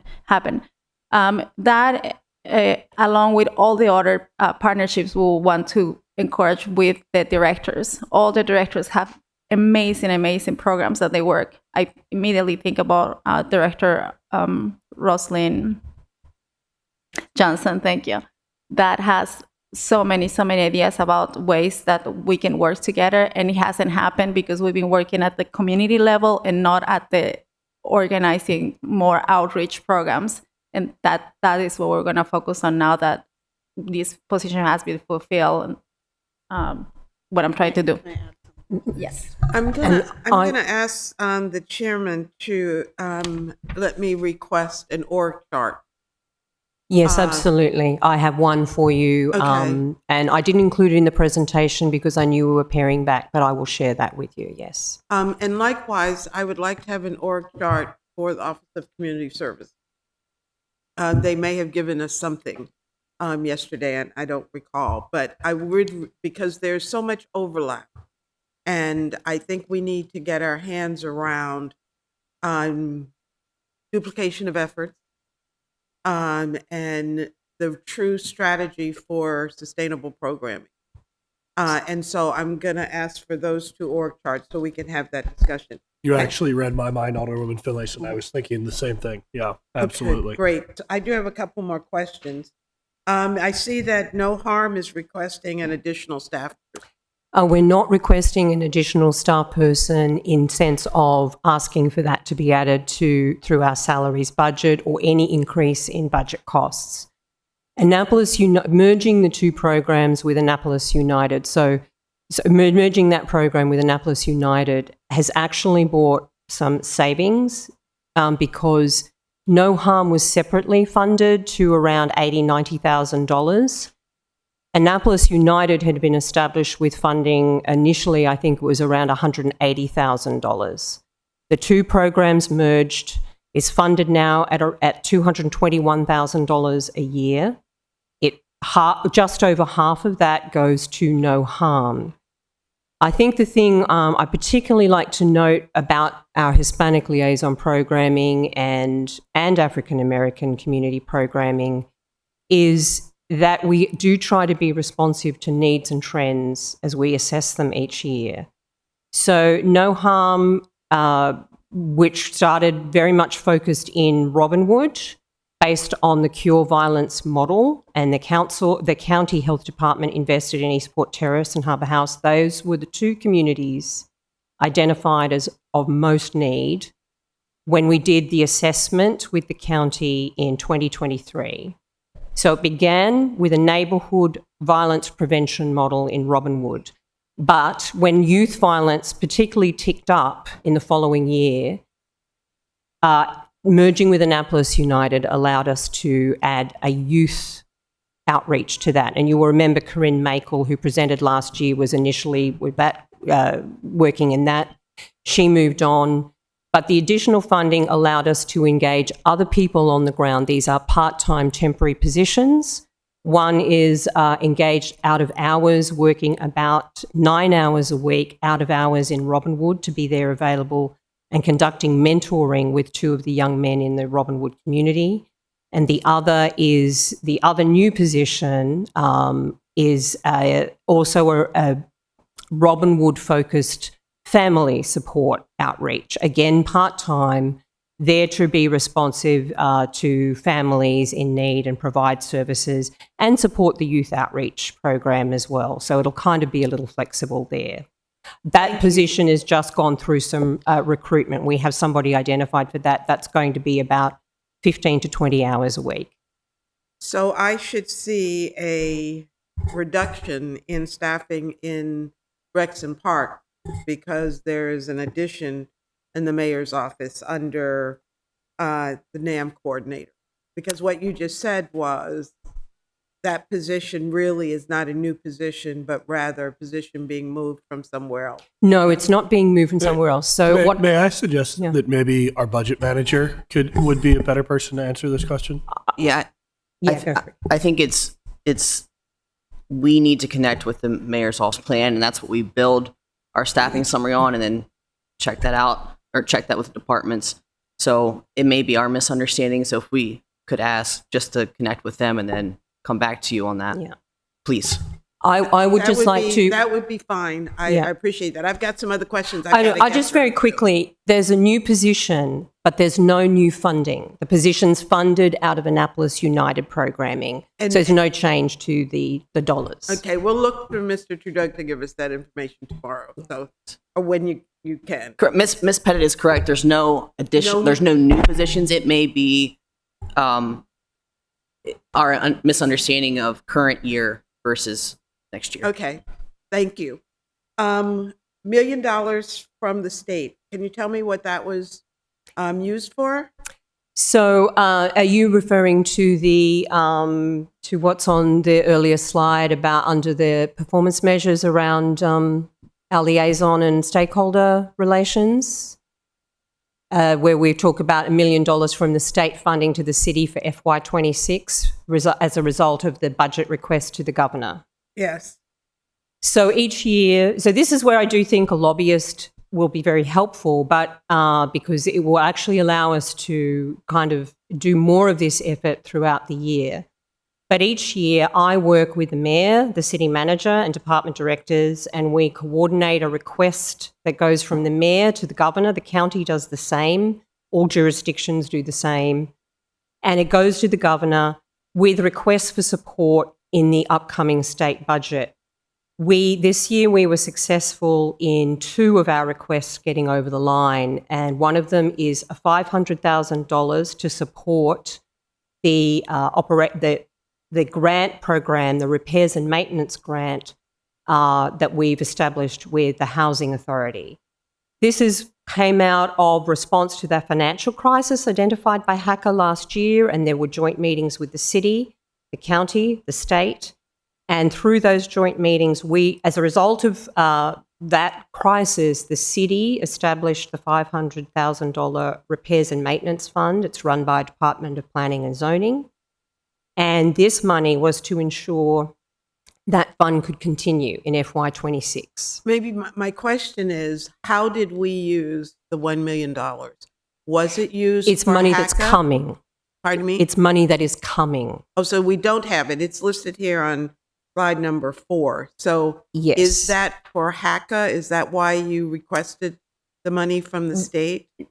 Yes, so 500,000. So each year, as I say, we coordinate the budget request. The state budget just came down for FY26, We but understand we the were process. successful. I don't mean to interrupt you, but Yeah. I've got 17 minutes. So, to I'm go. sorry. So we made the request this year. The For- money comes next year. And one of the requests was for support for HACA, so we could continue our repairs and maintenance grant.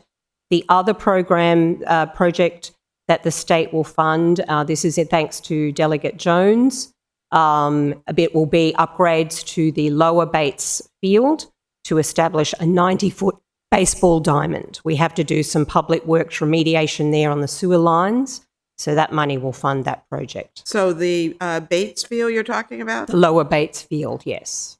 And I'm sure some of you are aware that this became an issue. There were members of the community very active last year about getting a 90-foot baseball Very, field very in the aware. city. Yeah, so this project is coming And out I do of that. believe, if I can briefly interrupt, I think we also got another, if I remember correctly, $535,000 in the governor's budget that fully passed for the Acton Cove Waterfront Park redo. And that's in our capital improvement plan. Yes, there's more funding for us from the state, and all of that $1 million is referring to a specific requests that came from the mayor to the governor in the budget. So that just measures what the result of that outreach was. I'm going to try to be very quick. The field trips. I know I'm part of an organization that works with young people at the high school on an ongoing basis, and we take them to college visits every year. Is there a program, sustainable program, where you're tracking the kids, you're doing things to increase their ability to make applications, or is it just field trips to colleges? No, all of the students are part of the mentoring program as well, and that is where they get ongoing support. So we assist them with applications, we assist them with things like how to dress for job interviews. There's a whole raft of stuff that comes out of both the entrepreneurship branch of that as well as the field trips branch of that, Great, where we're thank trying to you. teach skills. Going on to, I guess I wrote a question. Are we going to see a duplicate with OEM and APD about the funding? Last year we had some questions with, I think it was OEM, and where the funding really sits. Yeah. As opposed, we know OEM gets an awful lot of money, and then they dole it out to the various departments. So are we talking about funding that's coming through OEM or funding that's generated only in the mayor's office? So OEM cover our Naptown anti-dope movement, the substance use disorder program. And that's part of the, just as we manage Annapolis United in conjunction with departments and support them with funding, OEM manages the overdose prevention program across the city and supports departments with funding. And our little piece of that is NAM. Yes, so there are other programs in other departments. That are Okay, and funded. that's $135,000. No, NAM receives $45,000 a year. Okay, last year there was about $400,000 that we were expecting to get or that we got. Director Simmons usually each year applies from a grant to supplement opioid prevention, opioid substance abuse prevention program. And that would be those figures. I think the whole program this year was around $130,000, $45,000 of which is allocated to the mayor's office for NAM. Okay, thank you. You spoke to the lobbyists and moving the federal lobbyists and the state lobbyists, which we've not been able to hire in the last year, even though it was funded, into the city manager's office, which is a good thing. Next question is about the Narcan machines. And we need data. I guess that's probably the big question. We had the Narcan machine. It's one of them in Harbor House, East Port Terrace. Have we had any success, or is there any data to show how that machine is being used and whether we should be encouraging other machines around the city? That is really a question for Director Simmons because we don't, that's not a city program. It's funded through the health department and managed by Director Simmons. Great, thank you. One more comment. Last year, there was a position that we made from part-time to full-time. I think it was Ms. Makel's position. Where is that in this staffing? Ms. Makel, so this refers to your earlier question about additional staff as part of No Harm. Ms. Makel left the city late last year to undertake further study. Mm-hmm. And at that point, instead of filling one position, based on our needs assessment around the Robinwood community and the needs are emerging there, we split that into 2 part-time positions. So funding the program, rather than doing it through salaries and establishing ongoing positions, gives us program flexibility to adapt and modify staffing requirements and have people come in part-time or full-time. So that was the change we made, and we now have that second part-time position.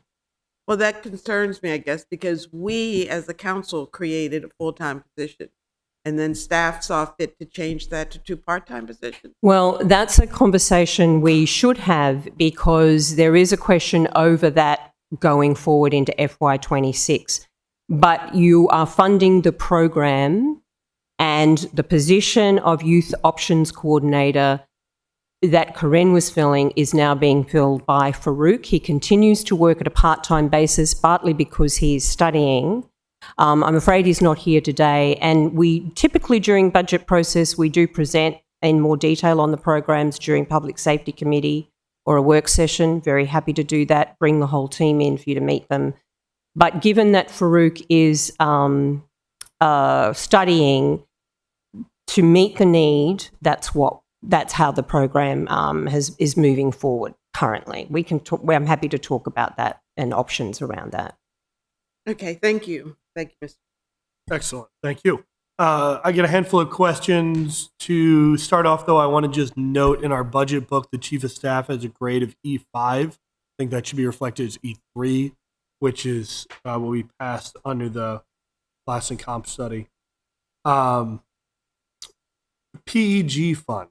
This is not something I'm familiar with. And I know you touched on it briefly.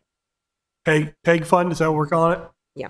I'll let Mitchell will speak to this, and we'll bring up Mark Hildebrand from Make Your Mark Media, who oversees the studio So function. you're familiar with C-SPAN, right? Yes. C-SPAN is funded fully through PEG funds. They're programming, public education, government funds that are taken from every cable bill that someone pays. As people disconnect from cable, that amount of funding, that funding stream that we used to get, that used to be in the high 5 figures? No. When we started at the studio in 2017, the PEG income was over $60,000 a year, and that comes directly to us from Verizon and from Comcast. And it must be designated for broadcasting equipment and supporting software services, maintenance plans, and that sort of thing. When we came to the city had a PEG fund amount of about $500,000. They had really not spent much of anything, and it was very obvious in that the studio was way behind the time. So we spent a significant amount of money in 2018 upgrading the studio and upgrading all the equipment here in the council chambers, cameras, rack, audio, and all that sort of stuff. Another significant chunk that was taken out was when we added a PEG studio at the Emergency Operations Center for the Office of Emergency Management. That was about $275,000. And that pretty much wiped out what we originally thought was going to be a fund that would last us a really long time. I put together some projections about 8 months ago and shared that with the finance department and the mayor's office, projecting that probably within about 3 or 4 years, the income coming in from PEG would not be sufficient to support the studio moving forward. So this, again, is equipment only. It is not personnel. It's not staff. And so in this budget, we have about $150,000 of revenue less expenses. What is, or maybe actually better to just ask for the expense figure, what is that going to go towards in this? Well, the PEG expenses go toward any equipment replacement, maintenance, upgrades. As you all may remember, we've went through some audio issues in recent months. We've spent a lot of time working on that, working with contractors to get recommendations for replacements. We're in pretty good shape now, but there are additional things we really need to do. Microphones in the chambers are a big part of that. Annual software licensing? Yeah, so then in addition, the software that we use to edit the videos that we produce through the Adobe Creative Cloud, that's covered under it. Maintenance contracts, our licensing to provide music to the videos that we create, so it's royalty-free music or music that we pay a fee for.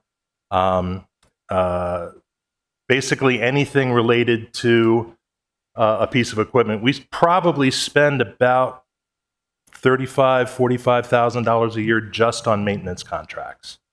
So that's a pretty big chunk of it. And then I have to anticipate that something's going to fail at some point. That's going to be a big chunk of change. So our TriCaster, which is our main piece of broadcasting equipment, is about $40,000. And then you have installation that goes with that. So at any time, I've projected that there may be a $50,000 cost in the course of a year. Hopefully, we have a couple of years where that doesn't happen and those reserves come back up, but then they can come pretty low again. Great. Thank you. Yeah, and I do see that our projected from FY25 is a lot lower than what we budgeted for. I am going to come back, so Mark, stick around. But I've got a question for Hillary next. The funding for boards and commissions sorely needed. I think we all know why that's so important. My question to you is why $2,000? How can we know that that is enough? It seems like a pretty small amount of money. It is. So what is it going to go towards exactly, and how do you know that's the right amount? So last year we did a citywide training for all boards and commissions that was focused primarily on legal issues. And so that was significantly more expensive. It was, I think, $5,000. But it was split between our office and the law office. This year, my 2 goals in training are to do a staff liaison training. The staff liaisons for all the boards need to be trained in 2 significant things. We have a new calendar program, so they need to be trained how to upload their items into the calendar. And they, more importantly, need to be trained on ADA procedures for agendas and minutes. There are new laws that have been in effect for some time for the private sector, but are now going into full effect for government, where we need to make sure every agenda that gets posted on our website is accessible. So that's going to be part of that training. The trainer for that will not be funded out of this. This is the $2,000 is basically to cover expenses for these trainings. So materials, food, that sort of thing. But most of it will be in-house staffing this year. The other training that I want to do is an advisory board training. So I want to focus on not the quasi-judicial boards, because last year's training was very focused on them, and instead focus on our advisory boards on making sure that their voices are heard. We don't really give, I don't believe in the past we've given them the support they need to know how to take the work that they do in their meetings and translate it into ideas for legislation or ideas for policy change. That's excellent. Yeah, thank you. And I'll say, I just on Saturday heard from somebody on the transportation board who was saying, I don't know if I want to stick around because of exactly the problem you just identified. Yes, I hear that a lot. +1. And thank you for explaining why 2000. My last question for you all, and this again is directed more towards Mark and Mitchell, is I hear a lot about how folks feel like it's the city does not have adequate transparency. And I know that we work very hard on that because I see how hard our staff work on that. I think that the reason people feel that way is more to do with the demise of local media and not having that kind of an insight. So this is a pretty big question, but Mitchell, how do you think about the city's role in being abundantly transparent in an era where we cannot rely on a local newspaper? It's a conundrum, I think, because, you know, when I first started in this job 6 years ago, we didn't really broadcast any boards or commissions. We had a lot of push from Planning Commission and Board of Appeals to get those out on YouTube. We didn't have the staffing, the capacity to do that.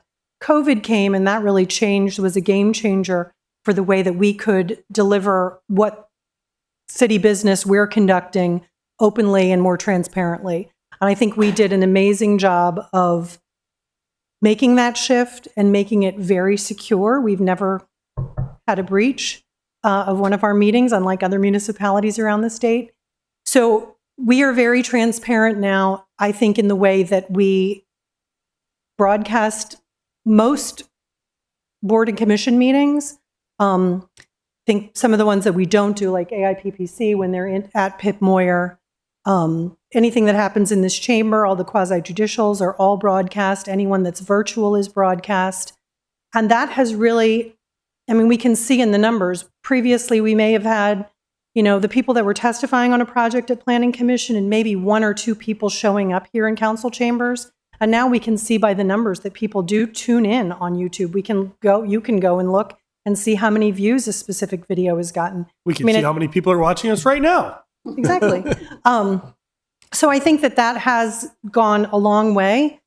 Our goal is to be as transparent as possible by, putting all of those meetings out there. Sometimes it can be a challenge for people new to our systems to find those on YouTube. But, we're a phone call away if anybody has any questions. It's listed on every agenda.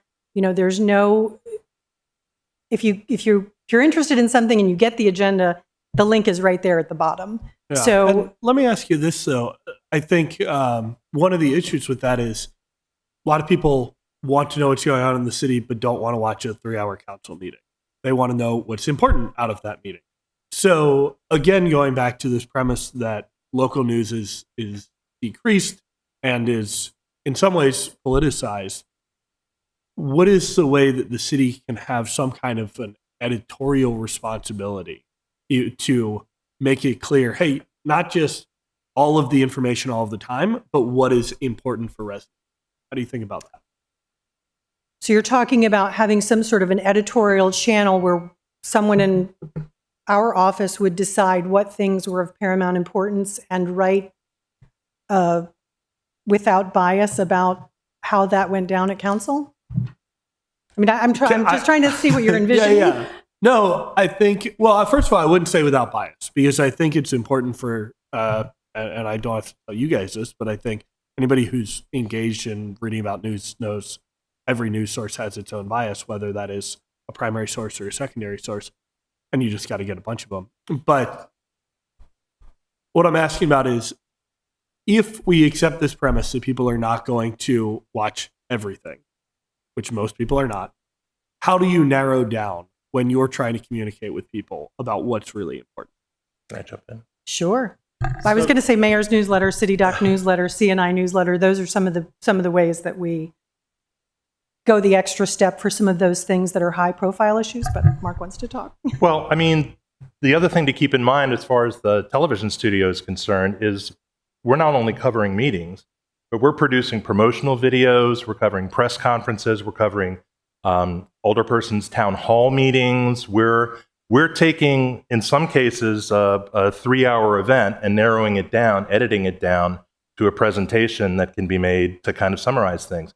You all watched the State of the City video. That summarized 8 years and an awful lot of footage that we've acquired over the years.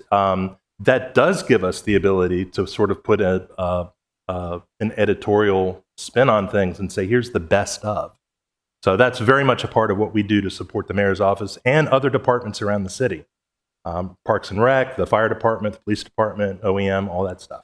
Thank you. I see Ms. Pettit wants to chime in. I'm just going to say, I think you've put your finger right on the thumb of a central conundrum, not just for us, but for every government, local, across the country. And I don't think we know the answer completely, but we invest a lot in newsletters, in our website. I think in spite of all of the innovations and changes with social media and instant messaging over the past few years, I truly believe a website is your foundation. Getting that right is something I think I think the next mayor and council would be well worth just reviewing and investing and looking at that.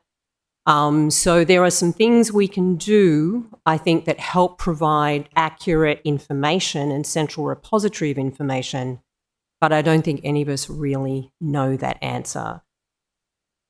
I appreciate the point about the website. Oh, I'm sorry, Mitchell. Yeah, I just wanted to add that, our office also does a lot to support not just the mayor and council, but all of the departments. Yeah. For example, the transportation, we rolled out Go Time and the e-bus. For the finance office, working on a capital facilities assessment letter and brochure. For the harbor master, a whole comms plan on abandoned boats. For OEM, we do, snow and flooding and all kinds of weather things in addition to special events and commissioning week, things like that. Rec and Parks, we've worked on them with the skate park opening. all of these events that they do, we work closely with them, with their marketing person to make sure that the city is also pushing that information out. So we are trying to work with all of the departments collectively to make sure everybody's aware of what's going on in those departments. And that most of them don't have a dedicated marketing person or public information person. They come to our office to make sure that those things get out. So we also do that. Right. Thank you. Yeah, and I just wanted to say to Ms. Pettit's point, I do take what you're saying about the website. I think it's something for us to keep thinking about. All right, we've got about 5 minutes left here. Oh, sorry, back to Alderwoman Finlayson, and then let's make sure we leave a little bit of time for Alderman Yes, Arnett, because I'll I be can very see he's quick. ready to go over there. My question deals with confidentiality. And I'll cite the specific example that comes to mind, and that was the leaking of the information about the city manager. Are we to assume that there is no level of confidentiality in anything we do? That information, and I'm talking about our emails or any other form of communication. There was information that was leaked to the press. So should we assume that nothing is confidential and that, well, that's the question. May I speak to that, and then I'll throw to Mitchell. Okay.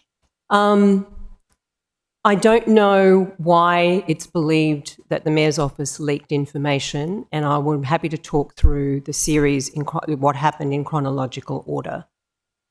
But following a decision that was made a few days later and communicated by the Mayor to the Council, and was only communicated within the office with a very select number of people, I don't think it had even been communicated to Mitchell at that stage. On the Friday, and I can't remember the date, but it was a Friday, Mitchell came to me and said a particular outlet had asked questions about the city manager and what was happening, and asked me what was going on. I was in touch with the city manager and the mayor the rest of that afternoon. It came in late in the afternoon. And on Monday, spoke with the city manager, advised him that that inquiry had come in. And Mitchell worked with the city manager that day on an official statement. The city manager signed off on that statement, and it was released to that one outlet that afternoon. So that was an official communication done with the knowledge and input of the key people involved. I guess we've gotten mixed information. How that information Excuse me, got to the outlet, I don't know. Well, I asked. I reached out to the outlet to find out and was told the source. And I also spoke to the city manager to find out how he was reacting to that information being leaked. I just wanted to make the point that obviously we cannot count on confidentiality. Public information, just because we hear it, I don't believe makes it public information. And when I say we, I'm talking about the city council. So there's more than one story here. I reached out to the sources personally, city manager, the owner of the media outlet that we're talking about, and the mayor. And we're getting different stories. All But I'm I will gonna leave say, that- Alderwoman, is it's been our experience that others leak information as well. So I just say that does happen from time to time across a range of parties. But in this instance, I will affirm again that an inquiry came in when the only people who knew about that decision were the mayor, the city council, myself, the city manager, and the deputy city manager for administration. That inquiry came in when they were the only people party to those conversations. And when we did provide information to the outlet the following Monday, it was done with the input and knowledge of all of those people. We did not refer that to the council, of course. We were responding in a short amount of time, as we do to media inquiries, but it was certainly done with the knowledge and input of the city manager. I'd like to move us along. From this Well, topic, one more if that's comment. okay. The decision was made during a public meeting. So that made it public. So I will end it right there. Thank you. We'll end it there.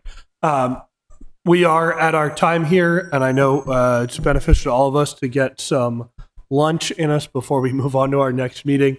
But I want to give an opportunity for one question apiece to Alderman Arnett, Alderman Savage, Alderwoman Pendel Charles, if they're here, and I'll just ask you all to keep it as brief as you can. Oh, Alderman Arnett, you can go Thank first. you. I have been looking, I can't find information on Make Your Mark Media, the 339,000. It may be that I just haven't found it. But my question that is budget related, and I think it follows on something that Alderwoman Finlayson started, and this is a broader budget question, but I'm concerned about all the different programs coming out of the mayor's office, out of community grants, out of Adopt Annapolis, Adopt a Community, Annapolis United, and so I'm looking, and Alderman Gay has a bunch of pots of money. I'm looking for advice in the budget process, and I think the mayor's office can help us.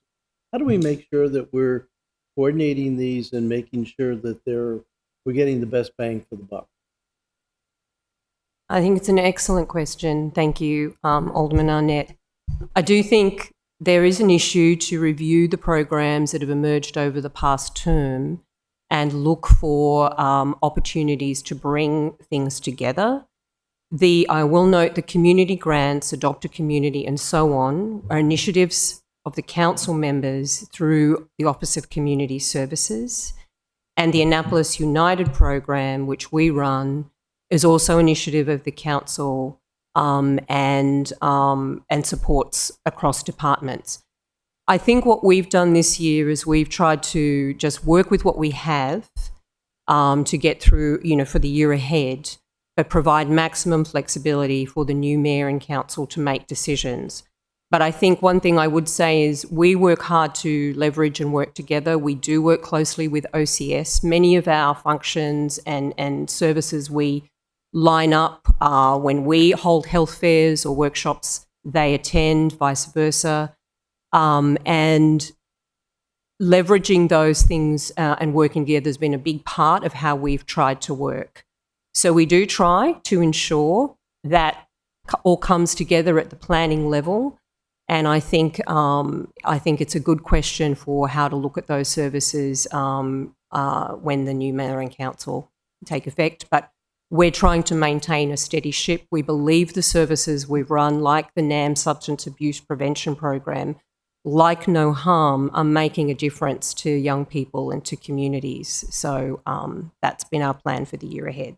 Thank you very much, Alderman Arnett. That was a good question. Did you want to say something about Yeah, the we Make just Your want to Mark address Media? the Make I Your think Mark Media we are question. running over already. Just for the record, Make Your Mark Media is a nonprofit company based in Annapolis.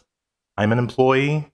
Julian's an employee. Madeline's an employee. We're the people that run and administer the TV studio and provide all those services. In that case, I don't think there's enough money in there. Thank you. Alderman Savage, let me know he does not have a question. Alderwoman Pendel Charles, do you have any question you'd like answered from the mayor's office? All right, then I'll let Ms. Pettit. He didn't. Yeah, he let me know. Then I would let Ms. Pettit close it out because I believe this is probably going to be her final budget presentation. That's right. Thank you so much. I just want to, because this will be my last expect this to be my last budget presentation as Chief of Staff to Mayor Buckley. I just want to say some thank yous. First of all, I want to thank the team, and I want to thank city staff. I think in the mayor's office, we have a team of very dedicated people who work very hard to support programs and departments across the city, as well as to support and engage directly with our residents on services that have never, that have been given a priority in a way that has never been before, I believe.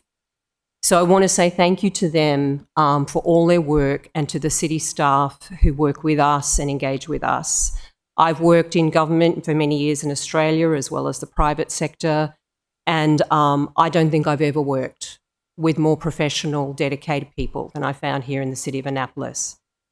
I want to thank the council. I think the budget we have planned for the year ahead reflects support of the council for community engagement and priorities, addressing violence in our community, addressing substance use prevention, and addressing outreach to what have been traditionally underserved, underrepresented communities. And finally, I want to thank Mayor Buckley for giving me this remarkable opportunity. It's been an honour to support the transformational agenda that he's tried to leave. I think it's made a difference. I truly hope a lasting difference to the city that I've come to know and love. And I want to finish with that. Thank you very much, everybody. Thank you very much. With that, I'll entertain a motion to recess until 12:15. Second. All those in favor say aye. Aye. Aye. So moved.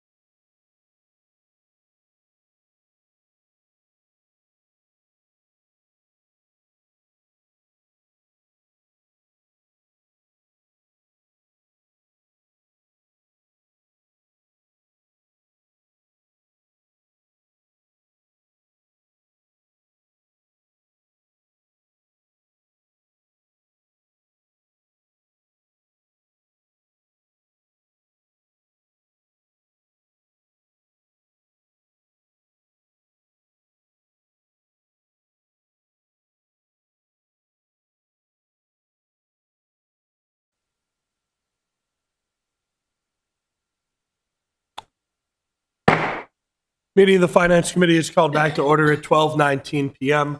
on April 22nd, 2025. And I haven't mentioned this in either of my previous callbacks from the recesses, but I will say now, happy Earth Day, everybody. I think we've got our presentation up, and we've got our human resource manager here, so let's get started. Thank you. Ms. Hopkins? Good afternoon. Now Yeah. we're officially in afternoon. I want to just take you through kind of our major trends and our highlights. I know you have the budget before you.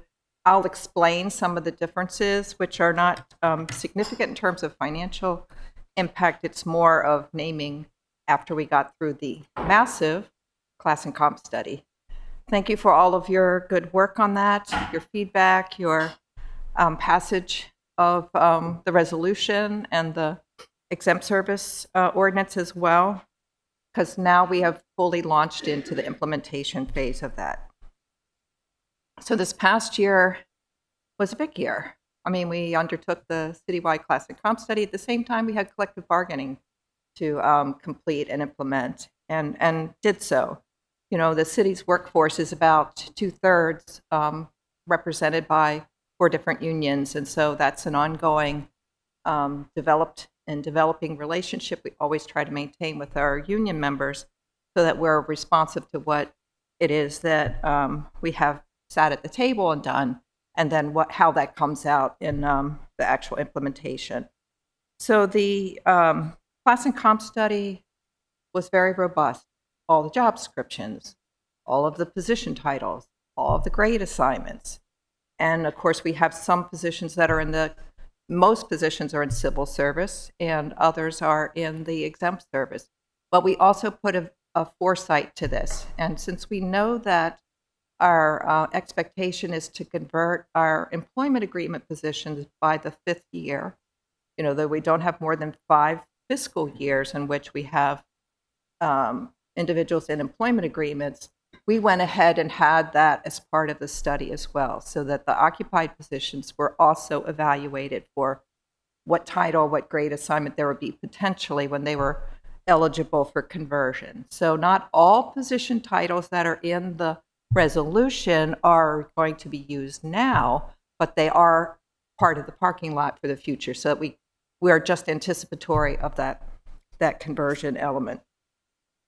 We also undertook the development of our positions in all sectors, meaning represented and non-represented, for career ladders, so that we had the vision of being able to hire individuals and grow them.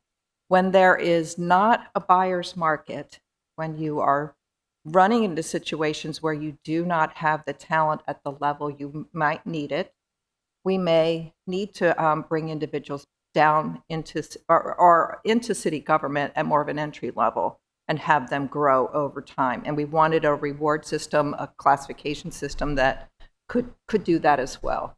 And so that is partially built, not fully built, because it's going to require interaction with the departments with their subject matter expertise to set up the actual criteria that's specific to the series. So to that end, you'll see in our budget, there's also a part-time HR professional. The idea is that as needed, we could bring somebody in to do those kind of spot needs and use the expertise in that matter rather than having to have a full-time position to do so. Currently, I have a former consultant with PRM who I've known for 35 years or so, working on that, helping us with that. We want to continue to expand our training offerings, but this year we managed to get conflict resolution called the Magic of Conflict. We managed to get our supervisory development, which was tailored to our supervisors, but was part of our executive training in enlightened leadership. And so that was provided. And then we've been going through our training around LGBTQ+. That was the second in the series for this year that we had that all for city employees. We are working rapidly through our NeoGov purchases. We have the applicant tracking system, which is still being developed and it's developed. We're still getting to the point where we're initiating individuals in city government to its use and to use it robustly. What's wonderful about NeoGov is that it manages your recruitment process. You just need to set it up and use it that way. And it gives us analytics. We really should be using analytics in hiring so we can really see where we get a good focus, where we get the better quality candidates, and also that we address our the diversity in our workforce. We have another module that we've included with that, two other modules actually. We have something called Testing Genius, and it's very robust. It allows us to draw from a library of examinations as well as to develop our own that is really tailored to the types of positions that we have here, so that we can do a skills assessment, we can get an idea of what people have and are bringing to the city, and then therefore evaluate candidates accordingly. I think it'd also be a useful tool in our career ladder development, so that we can make sure individuals have the skills as they move through. Like they say they have it, but how to provide some feedback around that. The Attract module is an interesting thing. What it allows us to do is across the platform, governmentjobs.com is a large resource in that anybody that applies anywhere that uses NeoGov also is applying through governmentjobs.com. That's national. And it gives us a national access to candidates. It gives us the ability to even tailor that information. So you may have some people that are passive job seekers, like they didn't even think about City of Annapolis. We could do kind of push alerts to those individuals. Hey, we got X position open. And so that allows us to tailor it so that if we know somebody's applied for law enforcement elsewhere, we can push out to those people that apply for law enforcement and also highlight the City of Annapolis. When I say highlight, it also gives us kind of a PR value. It gives us the ability to showcase the city, to showcase occupations. Lovely part about it is showcase employees who do those occupations, because we know many of our employees are very passionate about their work, and they don't mind sharing what it is that's good about what they do. So that will give us a chance to also showcase employees and be that forward-facing. We talked about in our performance measures around social media. I really don't think that's really the way to go. People get inundated with social media. I think it's more about what do we look like and how do people find us? And then when they find us, what information can they get that's even more developed than that? Of course, we'll use the city's Facebook page and other social outlets. But what we can do is, again, just make sure that what we're doing that's talent showcasing is well done.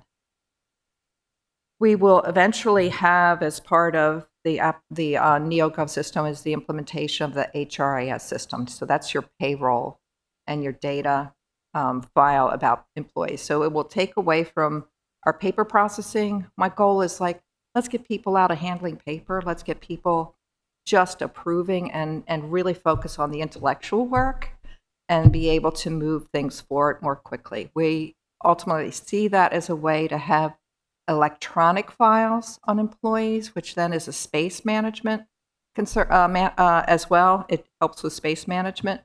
And then we would have the ability with the HRS system to have all your performance reviews are together, all of your accommodations are together, all of those personnel actions, changes in your position over time, promotions you've had, et cetera. All of those are together, and much easier when we get custodian of records requests, which we get plenty of that nobody's aware of. It's not pulling out a paper file and scanning that. You have ways to handle all that information as well. So we're greener, as we should be. Very briefly, can you just tell me what a custodian of records request is? So we house the official personnel file on an employee. We keep medical records separate. Those are protected under HIPAA. But if somebody has a subpoena where they want to have that person's personnel file, They don't go to the department. They have to come to HR for that. So we are the official holders. In the old days, you had to send somebody to court with the file. Now we attest to the fact that that's the complete record, and we can scan it and send it that way. It's time consuming. You know, some people who have been here a couple of decades, that's a nice thick file. So it saves us time as well. Ms. Jackson, are we, who's controlling the slide? Because I just noticed they're not moving along. Oh, I guess I could, if you Oh, pass okay. it to me. That should be me. Sorry. So apologies for the interruption. This is probably where we want to be. So, applicant tracking, with the class and comp study, there's two elements of the NeoGov system that we had by implementing the whole packages that they have available to us. There's something called Core HR that we did years ago, like maybe over a year ago. And that is like our data hub. So that data hub is the driver for both our applicant tracking system and the HRIS payroll system. And so you want that accurate. So now that the class and comp study has passed, we've had to refocus on the core data and make changes to that are relative to the implementation of the resolution and the ordinance. And so when that's accurate, what happens with the applicant tracking system is all of our job descriptions get loaded into that. So even on the city's website, the forward-facing mechanism for us is if somebody wants to apply for a job or they want to know what are our job descriptions, we can, through our webmaster, link them to locations where they can look at our job descriptions ahead of time. They can even go into the system and say, I see you don't have a vacancy right now, and say, notify me when you do. And so it gives us even greater presence that way so that we don't miss out on timing. If somebody didn't know we had X and they wanted to apply for it a couple months later, they missed their shot at that. This would help take care of that as well. So the future holds for us relative to NeoGov and using it for performance management, learning management, and so it'll also help build out our training and our reach that way for our employees. That doesn't relieve us, or should never relieve us, of in-person training, because I feel like that interaction of employees between departments is such a valuable thing. It's a good way for people to learn that, oh, you're doing X in your department. Just this greater knowledge base on how city government functions. And that kind of leads me into what we try to do also with the Summer Youth Intern Program. We try to expose our summer youth to how city government operates and give them exposure to the different departments. Not working there necessarily. They may choose to work in one particular department, but we make sure that their orientation week includes presentations from each of the departments so they have a better idea about how city government works. And so we will be doing that again this year. We will have this relatively the same setup. The Recreation and Parks Department will handle the 14 to 16-year-olds, and then we will work directly, HR will actually work directly with departments to solicit connections and placement in the departments. Both groups will be handled separately in terms of their orientation, but everybody still will get the robust how to have a job. You know, how do you do conflict resolution in your job? How do you show up? What are the ways you show up? What is attendance? What is attention? And then just kind of work each of the groups through that as a learning environment for that as well. We've had some impressive young people, and I know we will. It has a wide reach. They're all throughout the year still asking, you're going to have it? Is it going to be available? And so I know that the interest is growing each year for that as well. I think I skipped over this just because I wanted to connect the Summer Youth Intern Program to that. What I was saying, we are already have before the Rules Committee the payroll so that we can implement some of the good recommendations also out of the class and comp study around pay. It was our desire to make sure in terms of competition, but also in terms of taking care of our employees that work for us already, that we had the ability to address people that might get promoted or reclassified to higher grades that are 2 grades or more, and that we now have a pay range proposed between 10 and 15%. It makes a difference generally only about a step, depending where somebody falls, but it's a very valuable way to give people the recognition that as they move up in city government, take on responsibilities that's higher, that we compensate them accordingly. So the idea is that format that came before the Rules Committee is the format that we are putting our other policies into for adoption as well. Then just trying to get everything to look alike. And that's not a small task. So we're hoping now that we also had to wait for the class and comp study to come into being. We were funded this year for an additional professional. We couldn't fill it until the class and comp study was done and actually had the correct title for the position. So that's a major goal, to get the talent in to help with the continuing need that we have to get these things in place.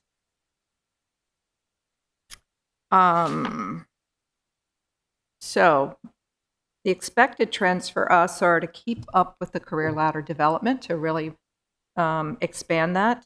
As I said, utilize the NeoGov features. We want to make sure that all of the NeoGov tools that are going to be available to us are also integrated. Like, why would we do performance reviews on paper when we can do it through the system, and then it'll be attached to their files as well?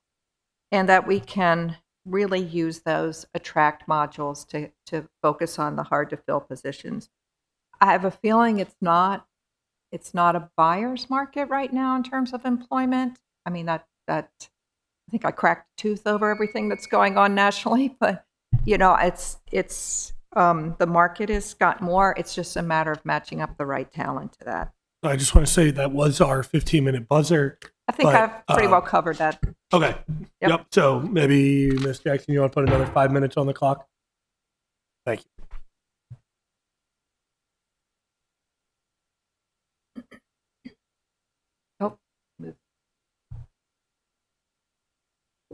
Oh, I'm sorry. Did I mishear you? Did you say that was you were wrapping No, I up? just moved my slide ahead that I spoke about and didn't move on.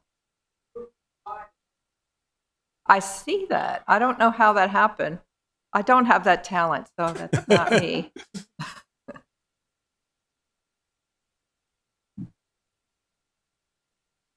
Yeah, you wrapped up. Sorry. Okay. I'm good. Got it. Thank you. Sorry, I misheard you. Okay. Let's see. How do we go? So I think Alderwoman Finlayson, the first set of questions. Well, I really appreciate the move, the direction. I really appreciate the direction we're going, even though it's hard for us to follow. But I do believe at the end it's going to be truly beneficial. Thank you. With all of the changes. So I guess one of my questions, however, is how do we keep up with the changes, especially as it relates to changes of title? I mentioned when we were speaking earlier, OCS, Department of Social Community Services, the director has a different title, which doesn't connect us to the actual department. So I would say that as we're getting the budget together, I would greatly appreciate that kind of feedback as we're moving through it. I'm working directly with budget and finance through budget. We are meeting on the personnel summaries. Where, like I said before, I'm trying to go through all of the budget summaries for each of the departments to make sure that we're kind of aligned with what we expected out of class and comp. When you're doing the major study, there may be some things that deserve tweaking that we didn't get to. So I see this budget process as another opportunity, because you do adopt the budget, you do adopt the position summary as part of the budget, So this may be the opportunity for that. I did have a very large goal in the class and comp study. I didn't actually achieve all of the ones that were on my list, but that's okay. You know, when you get the majority, that's good. But I see two things that were really valuable. I see our ability to not have the Civil Service Board review all the job descriptions to be a massively good business decision for the city. It allows us to be adjusting appropriately as things change, both in a job description as technology changes or practically as programs adjust, that we have that ability. But I also think we need the ability to have working titles rather than specific titles that go into the position summary, so that you have programs, management coordinator, whatever, program manager. And then when you get to the department or you have an initiative that comes out of the council, if you just write a good job description that goes with it, you don't have to go through this legislative process in order to get a tag title. And so I think those are very healthy decisions to make over time. And it's probably worthwhile to go back and look again at our position summary and see if there isn't something more we can do that allows for that to happen. We have in this city, I've seen when I first came here in 2013, I see that we kind of make one of these as we have that experience in that fiscal year. And because we're smaller, but we have big expectations, we have people do this, this, this, this, this, and this. And then we start making a job description and a title to go with it. So maybe we just need to adjust the way we approach it and know that we have the ability to make those changes administratively and good, make good decisions that way. And then we go out and we tailor it for what our need is for that particular year. And then you attract the talent that's available and that you need. Well, I think we're in a unique position because we don't often create departments. Right. And we did with OCS. Yeah. And now we're still trying to figure out, I know I have my vision as being the sponsor of that legislation. I know what I would like to see. But I also see a lot of other things fitting in that department or being placed in that department. And I don't think that we're going to have that problem in other areas because everything else is pretty much standardized.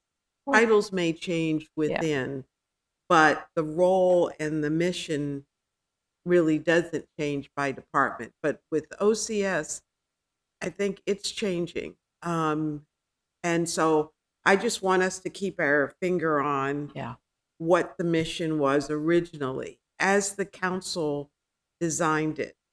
Someone else spoke about a position that we had created, and then staff divided it into 2 part-time positions, which meant that position couldn't fill the mission that we had given it as a council.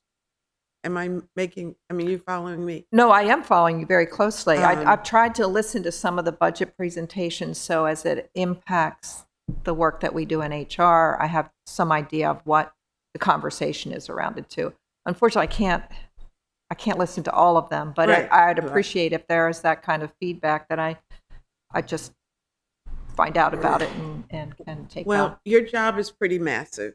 Yeah. Because you're responsible for every one of our 699 employees, I think was the final number I saw this morning or yesterday. And so keeping track of everyone, I think it would just be helpful if there was a list of the changes as far as titles are concerned, especially when they don't impact the mission of the job, but there is a title change. And now that we've created the career ladders, I think it's pretty easy to figure out because the titles haven't changed much.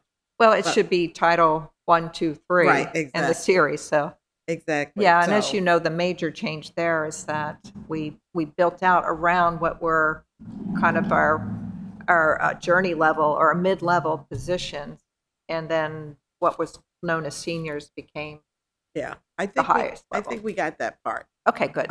Based on the resolution and all the discussions about those. My second question deals with recruitment. Are we recruiting a city manager? I don't believe that has occurred. I don't know that I'm the person to ask that of. I'm not. Well, I guess one of my concerns is that everybody seems to be doing their own recruiting, and I mean every department. How much of that comes back to HR as a done deal, or how much involvement? And we had a discussion this morning about the council associate, and we've proposed a second associate, but now I think it's up to us to figure out what we want those two people to do. How much of that is our responsibility, or how much of it is HR? I found the job description that we had when we hired Ms. Jackson. So we have a consultant description. We have a finalized description for Ms. Jackson's position. And so I would suggest that that's what we work from, not could from you the send old one. that to us? Because I certainly can do that. Yeah, absolutely. I tried to find it. No, I can do that for you. Okay, what I found was the job description that was posted for the position. And so that's what I sent to my colleagues so that they would have some idea of what we were. I'm happy to share that with everyone if you like. Or I can send it to you and you can share it however you want to do that. Please share it with everybody. Okay.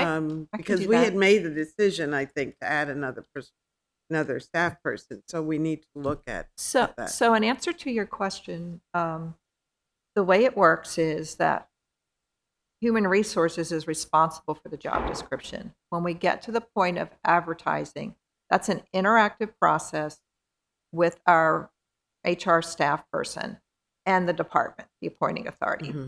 So that we have to retain control around making sure that it's not out of bounds, making sure that the request and the changes are still within the classification. That's the nature of this work. If you added that this person is now responsible for, I don't know, decision making that should be done at a supervisory level or a director level, you can't do that. You need to stay within the expectations, the reasonable expectations of the position. Now, if it's a planner and you want that planner's focus to be on comprehensive planning as opposed to, I don't know, historic preservation or some other element, then that's okay. Same with an accountant or an accounting associate, AP versus accounts receivable again versus accounts payable.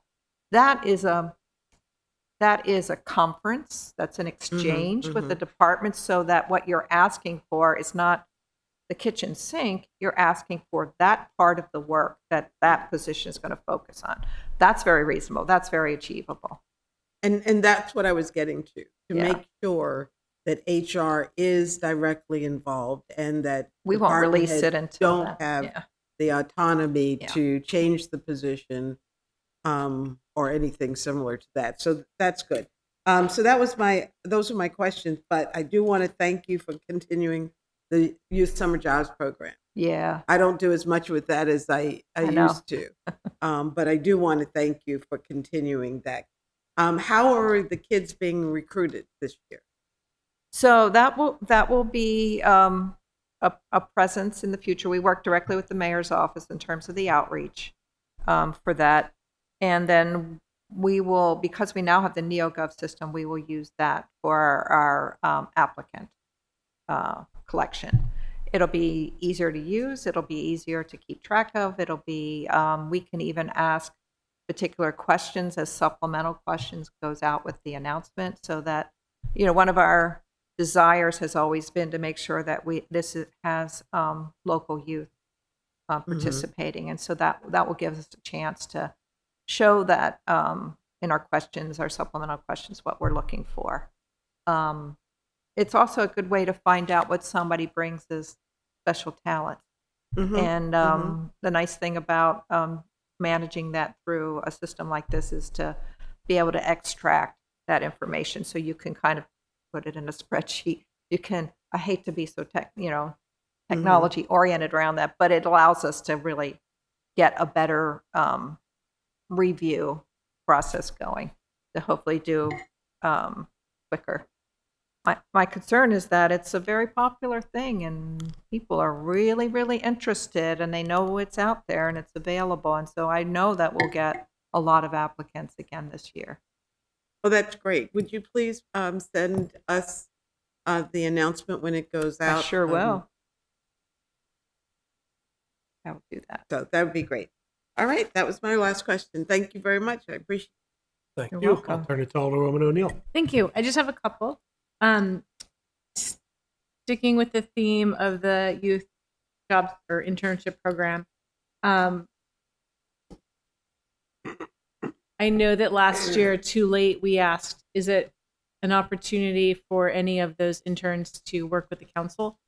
And can we specifically request, one or more, Yes. whether it's one per council member or one for whatever council member was interested? In the past 6 months, I've talked with quite a few local students, either high school or college, who indicated interest in political science. And also, it happens to be a campaign year for us. So interns for working with us individually would be great. You brought up something I'm not really sure of. I would like to make sure I talk to the Office of Law about that. If I just, maybe let's clarify. I think Alderwoman O'Neill is bringing up that it is a campaign year, not because she wants interns to work on our campaigns, I'm sure.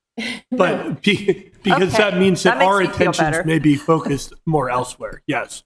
I think we're all clear we do not want any city employees working on our campaigns. Okay, thank you. Thank No. you for clarifying. So the program is 20 hours a week. So we just ask that you give us a good description of what you would have the intern do, so that what we do during our process is they're essentially applying for your vacancy, and however many people show an interest, you need to go through an interview process. Right. And so we're trying to build those skills too. So it's not just, oh, I found this person here that'll be perfect for you. It's not that process. This is really for them to know and understand that you don't always get what you want. You can ask for it. If there are more people competing for it than you, then put on your best self and show yourself to whoever you're interviewing with. We give them interview skills preparation for sure. But when it comes down to it, the commitment is also to interview the candidate. Thank you. That would be great. It would be nice to have, as we're working through our second council assistant, to actually have interns as well that we talk through, because I think that would be a nice comparison for what an intern could do, which would perhaps jump into another role. I mean, it's a great opportunity for somebody that doesn't quite know what they want to do in life. It's a great way to showcase that government's not making tennis shoes. They're not. Everybody wants to build video games. It's to show that this is a living, breathing organism here that has so many different facets to it and could hold interest in many different ways. And I do hope that anybody in a department takes it very seriously and sees that they could really alter the course of what somebody ends up doing in their life in a very meaningful way. Mhm. And I have gotten that kind of feedback before. I think it's really good when that can happen. And I do think that the ceremony that we have at the end of the year to showcase that shows that there's already a connection, and that those are at the very least future references for our young people that participate. Great. My second question is in regards to the tuition reimbursement fund that we funded last year. Yeah. I know you make reference of it in part of your. Do you have data on how many employees actually took advantage of that? Was Well, it I enough wish I money? did have data, but I haven't been able to get that out off the ground. I just now have a program guide, and we'll get out there with our distribution and our encouragement for people to apply. So I just need a little bit more infrastructure within HR to pull that off, and we are committed to do that this year. Okay, so nobody has gone through the tuition reimbursement program. No, they're waiting. They're ready. In so much that then we didn't use FY25 funds, did we just transfer those over, or we didn't add to? No, I hope to use them this year, that they will be able to apply for them and get reimbursement, because it would have been within this year that they attended coursework and are looking for, the program allows not just tuition, but also fees and books. So it'll be on a first come, first served basis, and there's a limit per employee. But however many employees then exhaust that fund, we're happy to do. And then it's a separate pot of money we're requesting for next year, funded at the same level. Great. Thank you very much. Mayor? Yeah, go ahead. Ms. Hopkins, how do you pay for the summer jobs program, and how are they dispensed throughout the city? Maybe you said that. And I missed it. It's listed under special projects in the HR budget, so it's $90,500. So all the funding comes through your office? It does. Yes, And then so you they assign come them? through our payroll. We have set the rate of pay at $15 an hour for the youth that are participating in the Recreation and Parks program, and $17 an hour for those that are in the departmental assignments. And then we have money set aside also to fund our intern coordinator, who helps our office with all the onboarding, all of the interactive parts, all of those pieces that help keep the program administratively handled. And I understand that I believe the woman that helped us last year wants to come back. And that's awesome, because she's awesome. And then we also pay out of that fund the Recreation and Parks program leader. Part of the concern last year was Alderman Gay had an intern program, I believe, and they were paying $25 an hour. So that's... Are we doing that again? No. Okay. No, Then it's not an issue. unfortunately, when you have responsibility for the city in terms of what's the compensation plan and that was a really high individual rate of pay. And so we just tried to put it more in line with how we pay our part-time employees and have paid others in programs of the city. And so we feel that that's a more realistic hourly compensation. And of course, what we're attempting to do, or not attempting, we've managed to do, certainly with the last year, is that we've made a distinction in the programs, and that it is constructed in such a way so it's really a high learning experience for both groups. And that it's not just having somebody come in and file, or something that's, it's really more focused in intent and experience. And I mean, yes, that's a difference, but I think that the program expectations are very much aligned, in terms of giving youth an opportunity to really see what it's like to be in city government and to see what the roles and responsibilities are and add to it. Okay, thank you. Sorry to jump in. Oh, you're good. I wasn't coughing at you. So I got a handful of questions, and I do want to make sure we save time because Alderman Savage had some really good ones. Okay, well, then I'll ask you. Thank you for that. I noticed on your performance measures that are on the first page here, there's quite a few that don't seem to have a benchmark or a FY26 proposed. Could you explain why that is?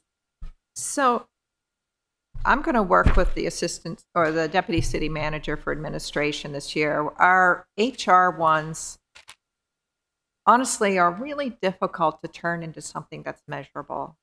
I get it. We're the soft side, in that regard. I don't think the number of applications you get or some of the other ways that you might evaluate. Yes, we have quarterly meetings, but the results are on health insurance and our benefit options. Those are all meaningful, but what's the measurement of that? You know, what are you measuring? So I didn't really give you that because honestly, it needs a good overhaul. It needs to have a repositioning around the things that we actually do and can do that are meaningful and add to that. There's a lot of work in HR that you just can't really talk about. You know, Sure. I couldn't have on here reduce the number of appeals, you know, reduce the number of grievances and tell you how many we have. Those are not the kinds of things I can report back to you on. I really think we're worth a good focus on what it is we're defining as our goal, our performance measures, and just rework them. Well, I have a lot of confidence in the deputy city manager to be able to do that.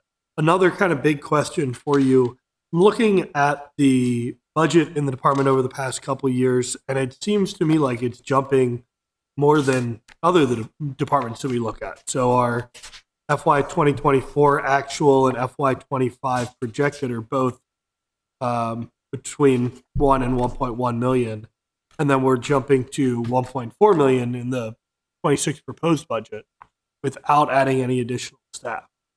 So what's causing that pretty big jump?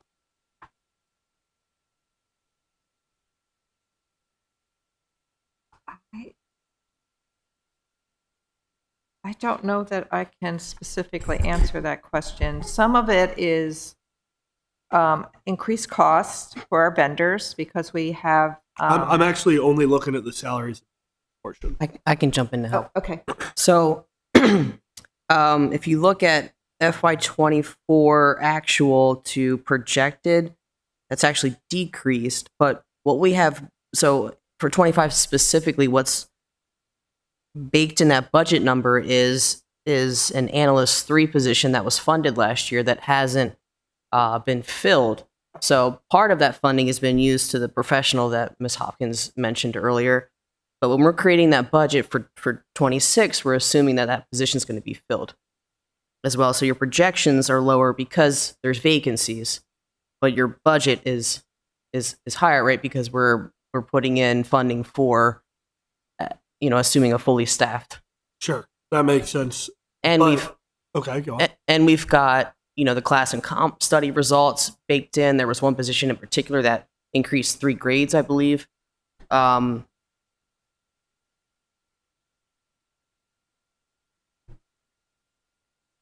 We'll check that.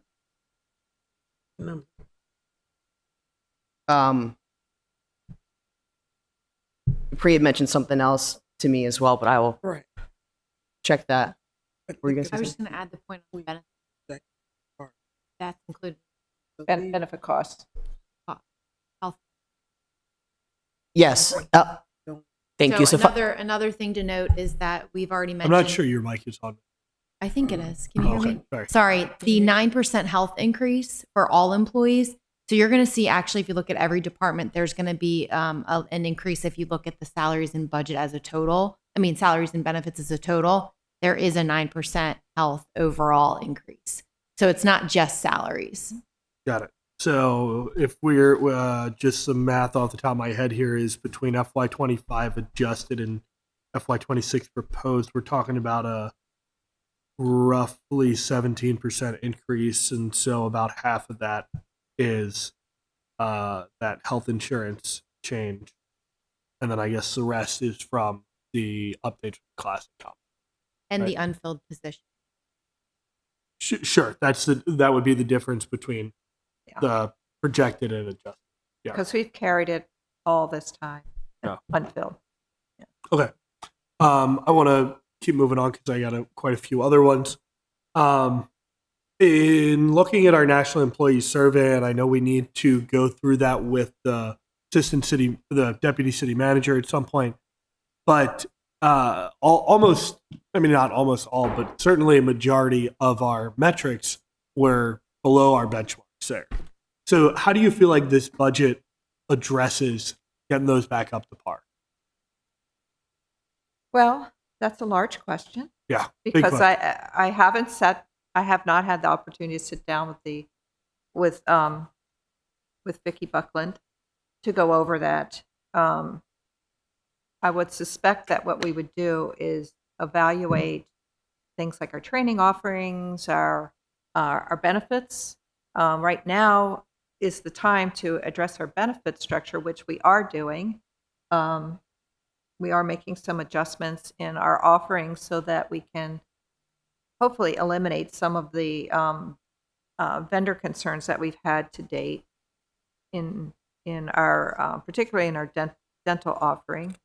I just don't know enough about the survey to give you the kind of response that you deserve that's, right now. That's fair. Yeah, I can totally understand that. I'll strike that one. It's not really relevant to the budget. Going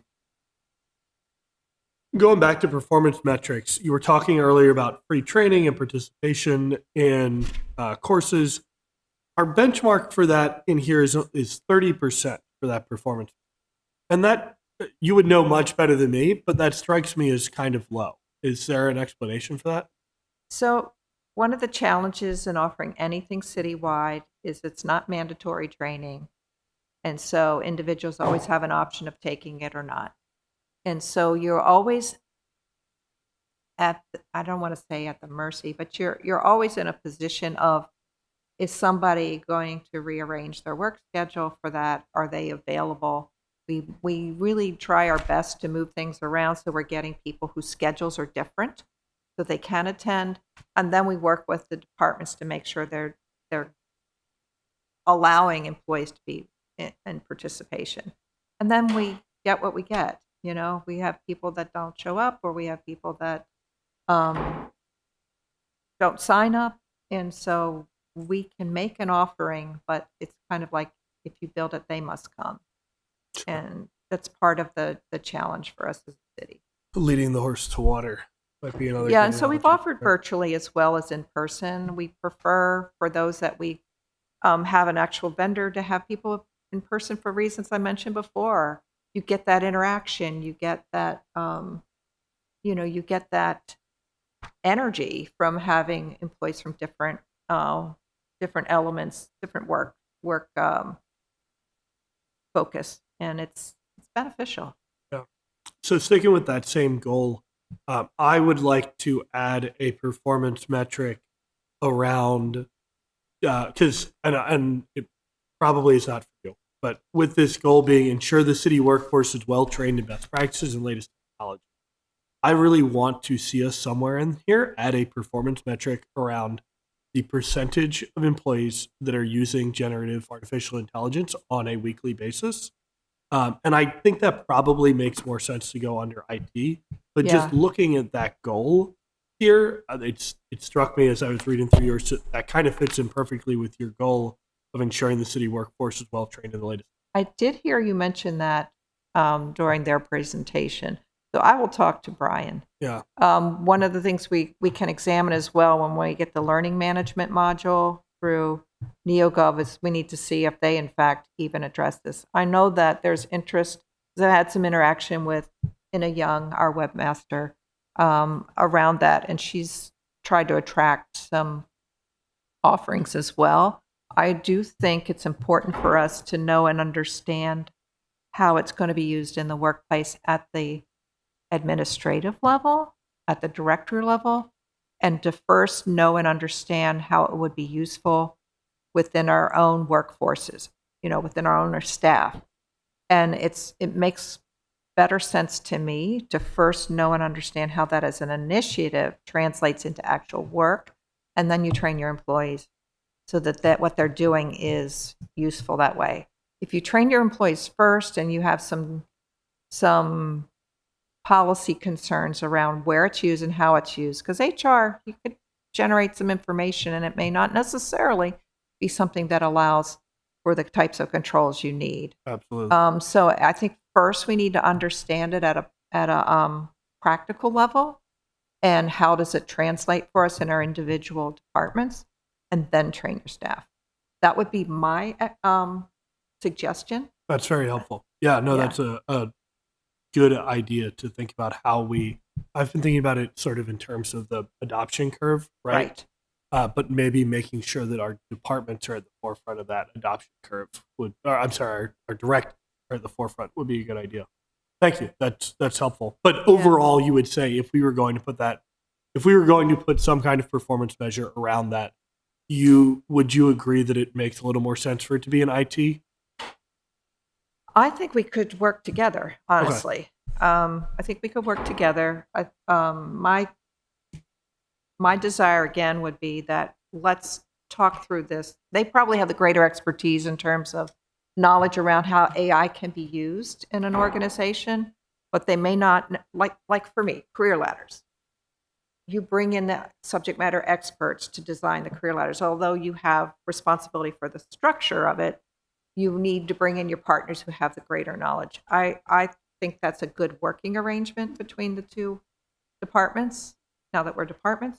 But it's really also important that at an administration level, that there's an expectation of how it would be utilized across city government, because what I see a lot of happening in the HR world on professional articles around AI use is making sure you have your confinement of use so that it's not just relied upon in such a way that you cannot control the outcomes of it.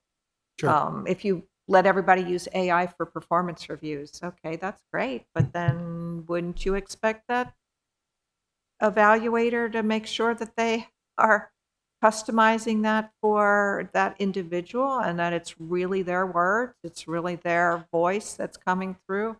I would not want to see people just kind of pro forma out there, just fill in the blanks using artificial intelligence. That should be a meaningful exchange between a supervisor and their employee. Yeah.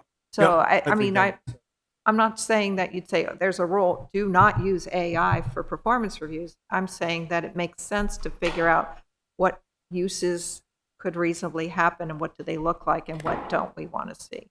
Sure. Thank you. Appreciate that. I think so. We got 3 minutes left. I'm going to leave some of these on the table, and I want to ask Alderman Savage's question, which was, when will the new controlled dangerous substance policy be released to employees? We have already implemented the changes. We have changed all our forms. We have communicated to departments. We will be releasing a memo that also gives that information citywide. Excellent.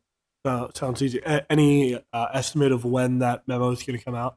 So that's on me, sitting in my folder, waiting for me. But you had a couple things going on this year or something? A little bit, just a little bit. So it's now raised to the top of my list. Thank you. Well, thank Alderman Savage. I do thank you. I think that's all. Oh, actually, sorry, I did have one real quick one, but important. Could you talk briefly more about this note around implementing pre-esophageal cancer screening for uniformed fire employees? What that is? Yeah, why is that particular cancer screening so important? It's one that seems to be on the rise, and so kind of around the initiatives that are out there for, and we see it go through the legislature. We're trying to do presumptive cancers. This particular one,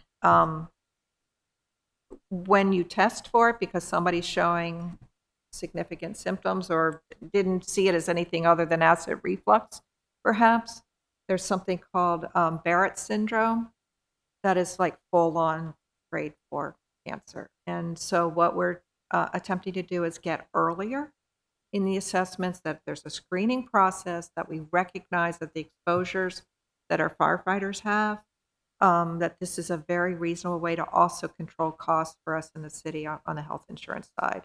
It's known to be an effective way to kind of flush that out early and give people lower level treatment before they're into